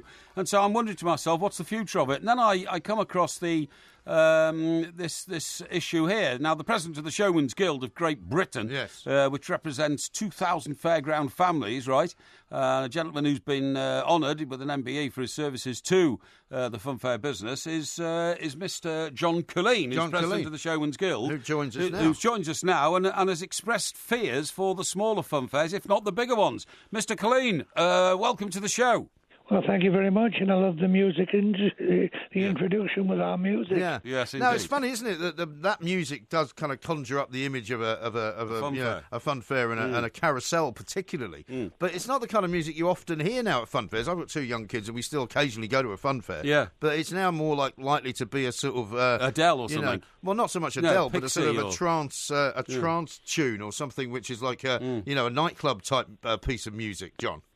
Yeah, that's right. I mean, it's embarrassing for me because my ringtone is a fairground fan tone. Da da da da da da da. Oh, I see. Yeah, and if I'm on a train anywhere, then people are interested why I've got that ringtone. That's right. Now, John, why do you fear for the smaller funfairs? You say in particular village funfairs are at risk. Why is this? Yeah, it's the sign of the times, I'm afraid. I mean, we've survived through 2 world wars, so we will get over these problems. Yeah. We're in an industry now that's really a cash-based industry, and people today haven't got cash in the pockets. Everyone today owns a lovely house with a mortgage. They have a lovely car with proper repayments, or 2 cars. Everybody wants to go on a holiday. Every teenager has a mobile phone. Every youngster now carries everything's expensive. Everything's paid with a credit card. And if anybody's got £2 of change in the pocket, they're going to live the dream and go on the lottery. So we find it difficult to attract people to the smaller events. Yeah. Where what we used to call our bread and butter places. Right. Where we could get over, earn enough to keep us through the winter. Yeah. And unfortunately, that's not happening now at the smaller places, the villages. Well, as with anything in the retail business where you're asking people to spend money, if the kids aren't dragging their parents to the fairs, the parents aren't going to come, and the parents hold all the money. That's right. That's exactly right. And it's our job to try and get the people onto the ground so we can entertain the kids. That's our business. And try to get the money out of the parents' pockets to do that. I think the other problem as well is getting kids, for when Porky and I were kids, obviously, there wasn't that much to do. No. Whereas now, they've all got their iPads, they've all got their video games, they've all got their PS4s. Well, everywhere was closed on a Sunday except the fun fair. Well, that's right, yeah. And I mean, would it be too sort of ridiculous to suggest that you guys maybe could get card machines where people could just contactless pay for things? It's already been investigated, and some of our members are doing, because if we don't do something, then, like I said, the smaller fairs, it's going to affect the bigger ones as well. Which on Monday I'll be travelling to, there's a fair in Barnstable, a chartered fair, been going from the 11th century. King John granted a charter for that, and I've got to attend it, the official opening, and speak to the crowd. And, we've got to keep these things going. It's a good fair. It attracts a lot of people. And hopefully that we will be able to do that. And the card industry is what we've got to be involved in. Yeah, indeed. Well, I think it's a terrific part of the British way of life, John. I admire you enormously for, putting your time and your efforts into trying to make sure that funfair survives. And believe me, I'm a great patron. I'll encourage other people to be so as well. That's lovely to hear. Yeah, good stuff. Well, so is our royal family. Exactly. Well, good luck with it, John. Thank you very much indeed. John Colleen there from the president of the Showman's Guild. The funfair in Chester used to be in a place called the Rue D car park. Oh, the Rue D is the racetrack. Okay. It's, is that because of the River D? Yeah, that's right. Yeah. Well, it's spelt Rue Dye, ROODEYE, Rue Dye, but it's pronounced Rue D, and the Rue D is Chester Racecourse. But then on the other side of the bridge that goes across the River D, yes, you're absolutely right, is where the coaches park when they bring tourists to Chester, but they're banished for the week of the funfair, and the funfair's there, and my little sister Jill, right, we went there once without our parents' permission, and we were standing on the edge of the Whiplash, and one of the carriages came round and we misjudged how far it came out, and bang, it hit her and knocked her flying. God. Yeah, that's Wow. right, yeah. Well, I mean, one of the things you worry about, I suppose, as a parent, I didn't want to get into it too much with John, is the safety aspects of some of these travelling fairs. Yes. Because, they don't look always particularly well put together That's or well right. maintained, and I think some parents are a little bit nervous about. Yeah, well, it would be when you read of all these things that happen at places like which are better kind of insured. The more established sort of theme parks which are permanent. You do worry about sometimes, I suppose, about these guys who haul these rides around on huge lorries, around the country, and have to dismantle them, put them back together again, and all that kind of stuff. But I've never heard of an accident at a travelling fun fair. Not particularly. No. Not particularly. It's just the kind of way it looks. Anyway, listen, we're running late because the Porky quiz is coming up very shortly. It's on the NFL, which opens this weekend, of course, as well. It opened last night, in fact. I'm predicting pretty low score. This is talkSPORT.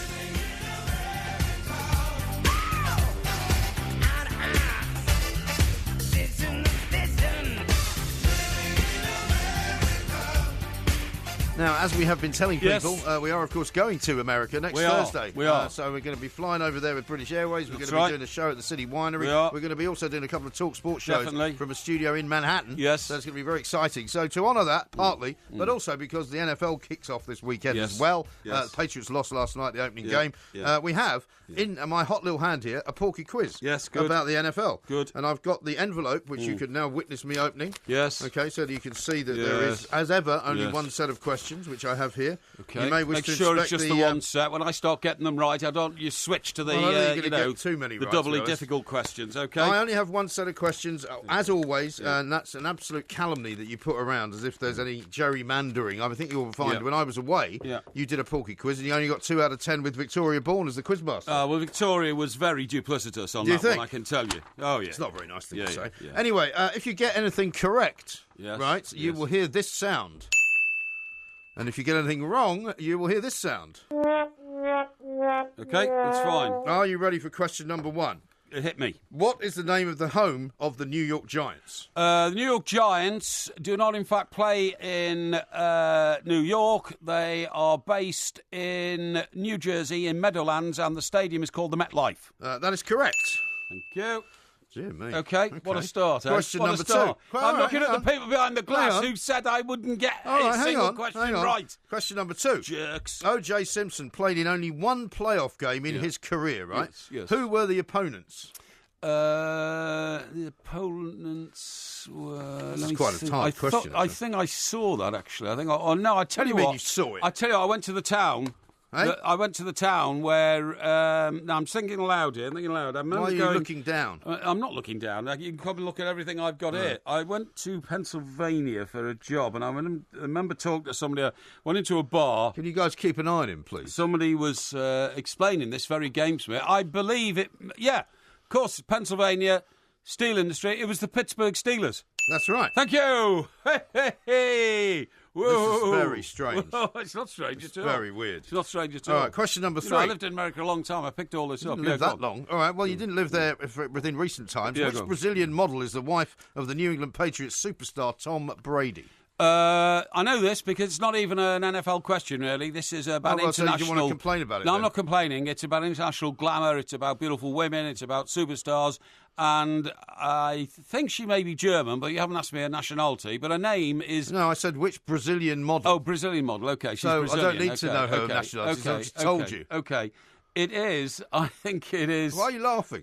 because old our producer, right? Ross is his name. Sorry, Ross. Ross, Ross. He's waiting for me to fail, and he's a dirty rat. He thinks I'm going to fail. The model is not. It's not Michelle Pfeiffer, right? It's not definitely Michelle not Michelle Pfeiffer's not a model. She's also not Brazilian. Yeah, okay, and it's definitely. It's not Heidi Klum. It's not. She's Heidi not Klum. Brazilian either. Do you know who it is? It's Giselle Bundchen. Thank you. It's Giselle Bundchen, actually. Thank you. Giselle Bundchen is the correct pronunciation. Yeah. Well, it's almost as if you've read that and pronounced it wrong. What do you mean? It's almost as if you've read that. Where could I have read it? Well, I don't know. Right. I mean, the security sometimes around the quiz during the day. I mean, you were tell you what, messing about. Honestly, a few people scratching their heads behind the glass here. Well, I bet there is. I tell you. All right, if you get this one right, number 4, there's definitely have to be a steward's inquiry. Well, you have any inquiry you want. It doesn't bother me. Question number 4. Where did Dan Marino play his last game for the Miami Dolphins? Dan Marino, Miami Dolphins, last game. Right, I think I know this one. It's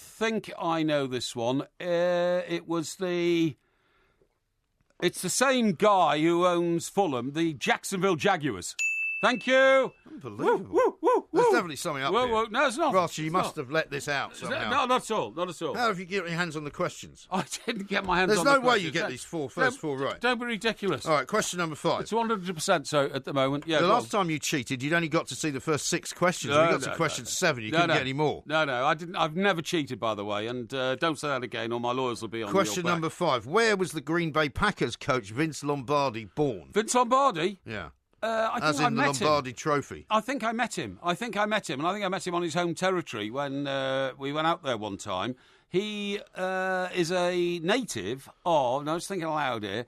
Now, there's 5... That's the first thinking aloud you've done. Hang on. There's 5 boroughs in New York. He definitely comes from New York. How do you know he comes from New York? I think he comes from New York. I met him there. I met him in Manhattan, but I think he told me he comes... You've never told me you met Vince Lombardi. Yeah, I did. Yeah, it was a job absolute rubbish. I reckon he was from... Not the Bronx. It wouldn't be the Bronx, would it?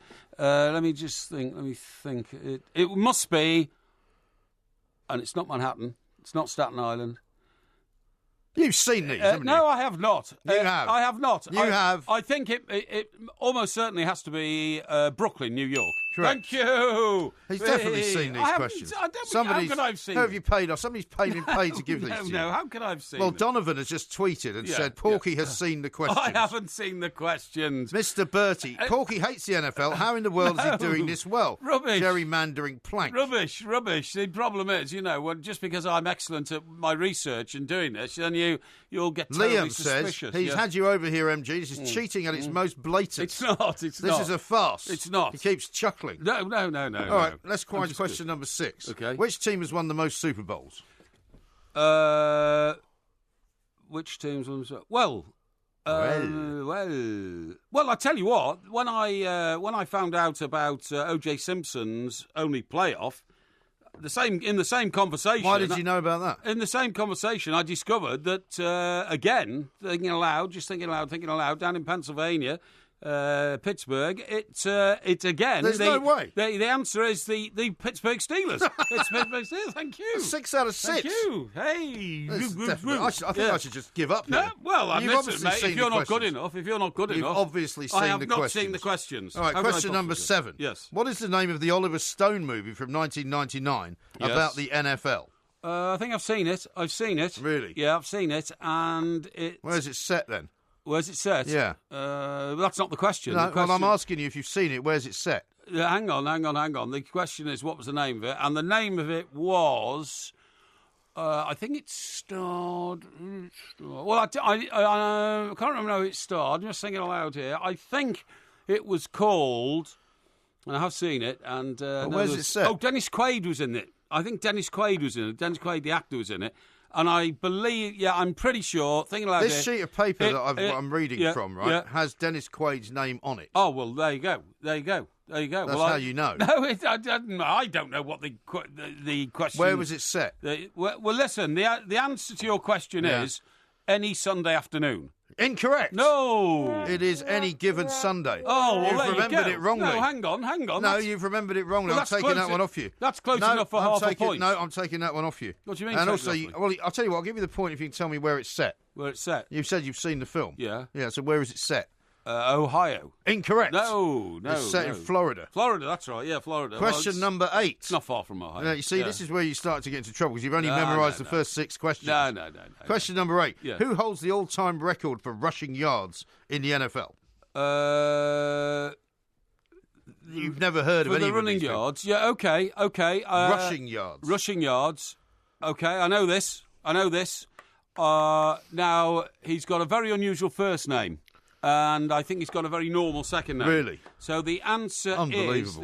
is... This is truly shocking. Emmitt Smith. Unbelievable. No, yes, thank you. You must have seen these. No, I haven't, honestly. Do you know who he overtook? Who he overtook? Who was a previous record holder? Well, who cares? I mean, that's not the question, Well, is it? surely you would know that because you would have, you would have witnessed and researched that properly. Yeah, well, You don't know that, do you? Well, I'm not going to answer, because if I get it wrong, you might try to take points off me. I'm not taking points off you. You got it right. Yeah. Question number 9. You've so far got incredibly 7 out of 8. I know, it's a brilliant Question number 9. Yeah. Broadway Joe Namath was a hero of the previous era in NFL history. Who did he play for?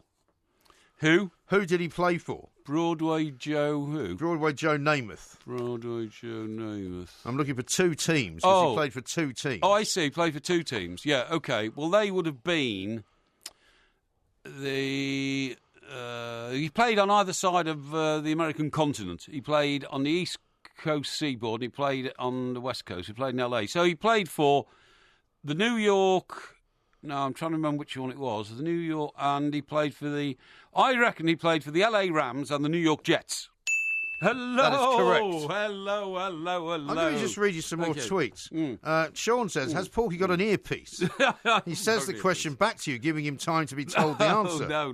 Don't be ridiculous. You can tell he's cheating. He's not getting very excited when he gets a question right. No, I am. But I mean, Porky's housekeeper. I'm getting so many right that it's... Joanne says he's definitely seen the questions. Rubbish. Everybody knows you're cheating. No, that's... Everybody knows. No, it's absolutely clear. It's a complete falsehood. All right, finally. Yes.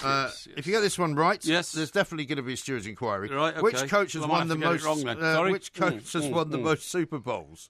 Coach. I might have to get it wrong then. No. That's your quote. Hang on, coach. The coach who's won the most Super Bowls. Yes. Yeah, I know who that is. And he's got an unusual name, because his first name and his second name are the same, or nearly the same. And his name is, just singing aloud here, thinking aloud, are you? It's Billy Nitch. Incorrect. No, that's not right. That's right. No, I've got it right. It's Bill Belichick. Well, there you go. Bill Belichick. There you go. It's there wrong. You go. You misread it. No. I'm giving you no points there. But hang on. You got it wrong. The adjudicator had already rung the right bell. No, he hit the wrong button. Well, that's wrong. You said Billy Nix or something. Yeah, it's Bill Belichick, right? Yeah, so you've actually got 8 out of 10. 8 out of 10. Which is a shocking score. And very close on the 2 that I didn't get precisely. Yeah, you got Any Given Sunday, which you turned into Any Sunday Afternoon. Well, I knew because you couldn't memorise it in time. No. You are an absolute disgrace. No. That is a shocking. It's about Sunday. Shocking. No, I think it's brilliant. And ahead of us going to America, I'm going to have to find out what happened here because this is absolutely awful. This is talkSPORT. I have to say, everybody's in absolute and utter shock here because the security has clearly been breached. I'm sorry. Security has clearly been breached. Oh, yeah, and you tell me how it's been breached. Well, I don't know how you've done it, but you've definitely done it. I'll tell you why in a second, right? Ryan says this. That quiz was an absolute farce. Full steward's inquiry is needed, and Porky should be patted down for a wire. No. Unreal cheating. No, honestly. The plank has definitely cheated, said Robert. He had to get a few wrong if he wants to cover up his shocking lies. No. Also, and I think this will clear it up for everybody, really. Yes. This is from Matthew, although a few other people have already pointed this out as well. Okay. When exactly did you meet Vince Lombardi? Vince Lombardi? Yeah. Oh, I can't remember. I've been to America so many times over the years. Really? You know, I can't even remember the decade. You know what I mean? Yeah. Well, it wasn't the 80s, that's for sure, when you were there. Well, because he died in 1970. Oh, did he? Yes. Oh. So you must have met him when you were a teenager, before you were a journalist, before you ever went to America. Maybe he came to Chester. No. Hey? Did he come to Chester and you met him there? I've just remembered. I met his son, who's also called Vince. Really? Yes, I'm sure. I'm not sure if that's true. No. No, that is true. That is true. Chris says this.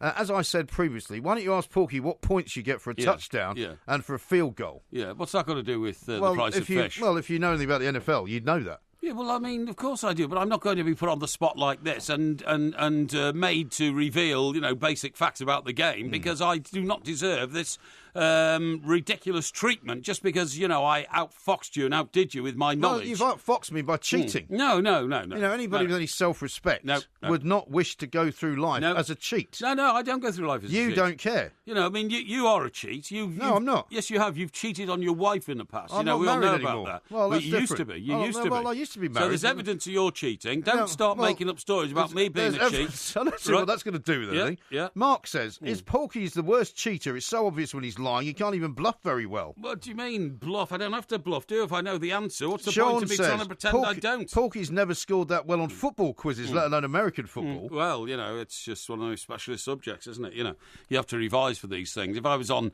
Mastermind and I said, my specialist subject is, I don't know, something like, the Dutch Navy circa 1750 or something like that, I'd know all about it, Would you? Yeah. Biggest quiz cheat is that fella coughing in the audience on Who Wants to Be a Millionaire. Yeah, well, he was a cheat, wasn't he? He was a major, wasn't he? He was. In fact, he lived in my village in Wiltshire. Did he? Yeah. Incredibly, yeah. Well, I told you that story. I came back from dropping the kids off at school. Yeah, that's right. And I saw all these guys in the middle of the road. That's right, yeah. And then I realised I recognised a couple of them. Most of them, And they were all down from Fleet Street, doorstepping the guy. Somebody else is saying it's like Slumdog Millionaire all over again. Have you seen that film? No, I don't think I have. Really? No. Well, maybe we should do a quiz on that. Well, maybe, yeah. I'm just shocked. Yeah. I'm just absolutely shocked. Well, I don't know why you're making such a fuss about things. Because you just can't stand being beaten. You've made a mockery of what is, normally speaking, a very, very upstanding show. Don't forget to come back tomorrow for another sparkling, as fizzy as a bottle of champagne podcast from the two mics.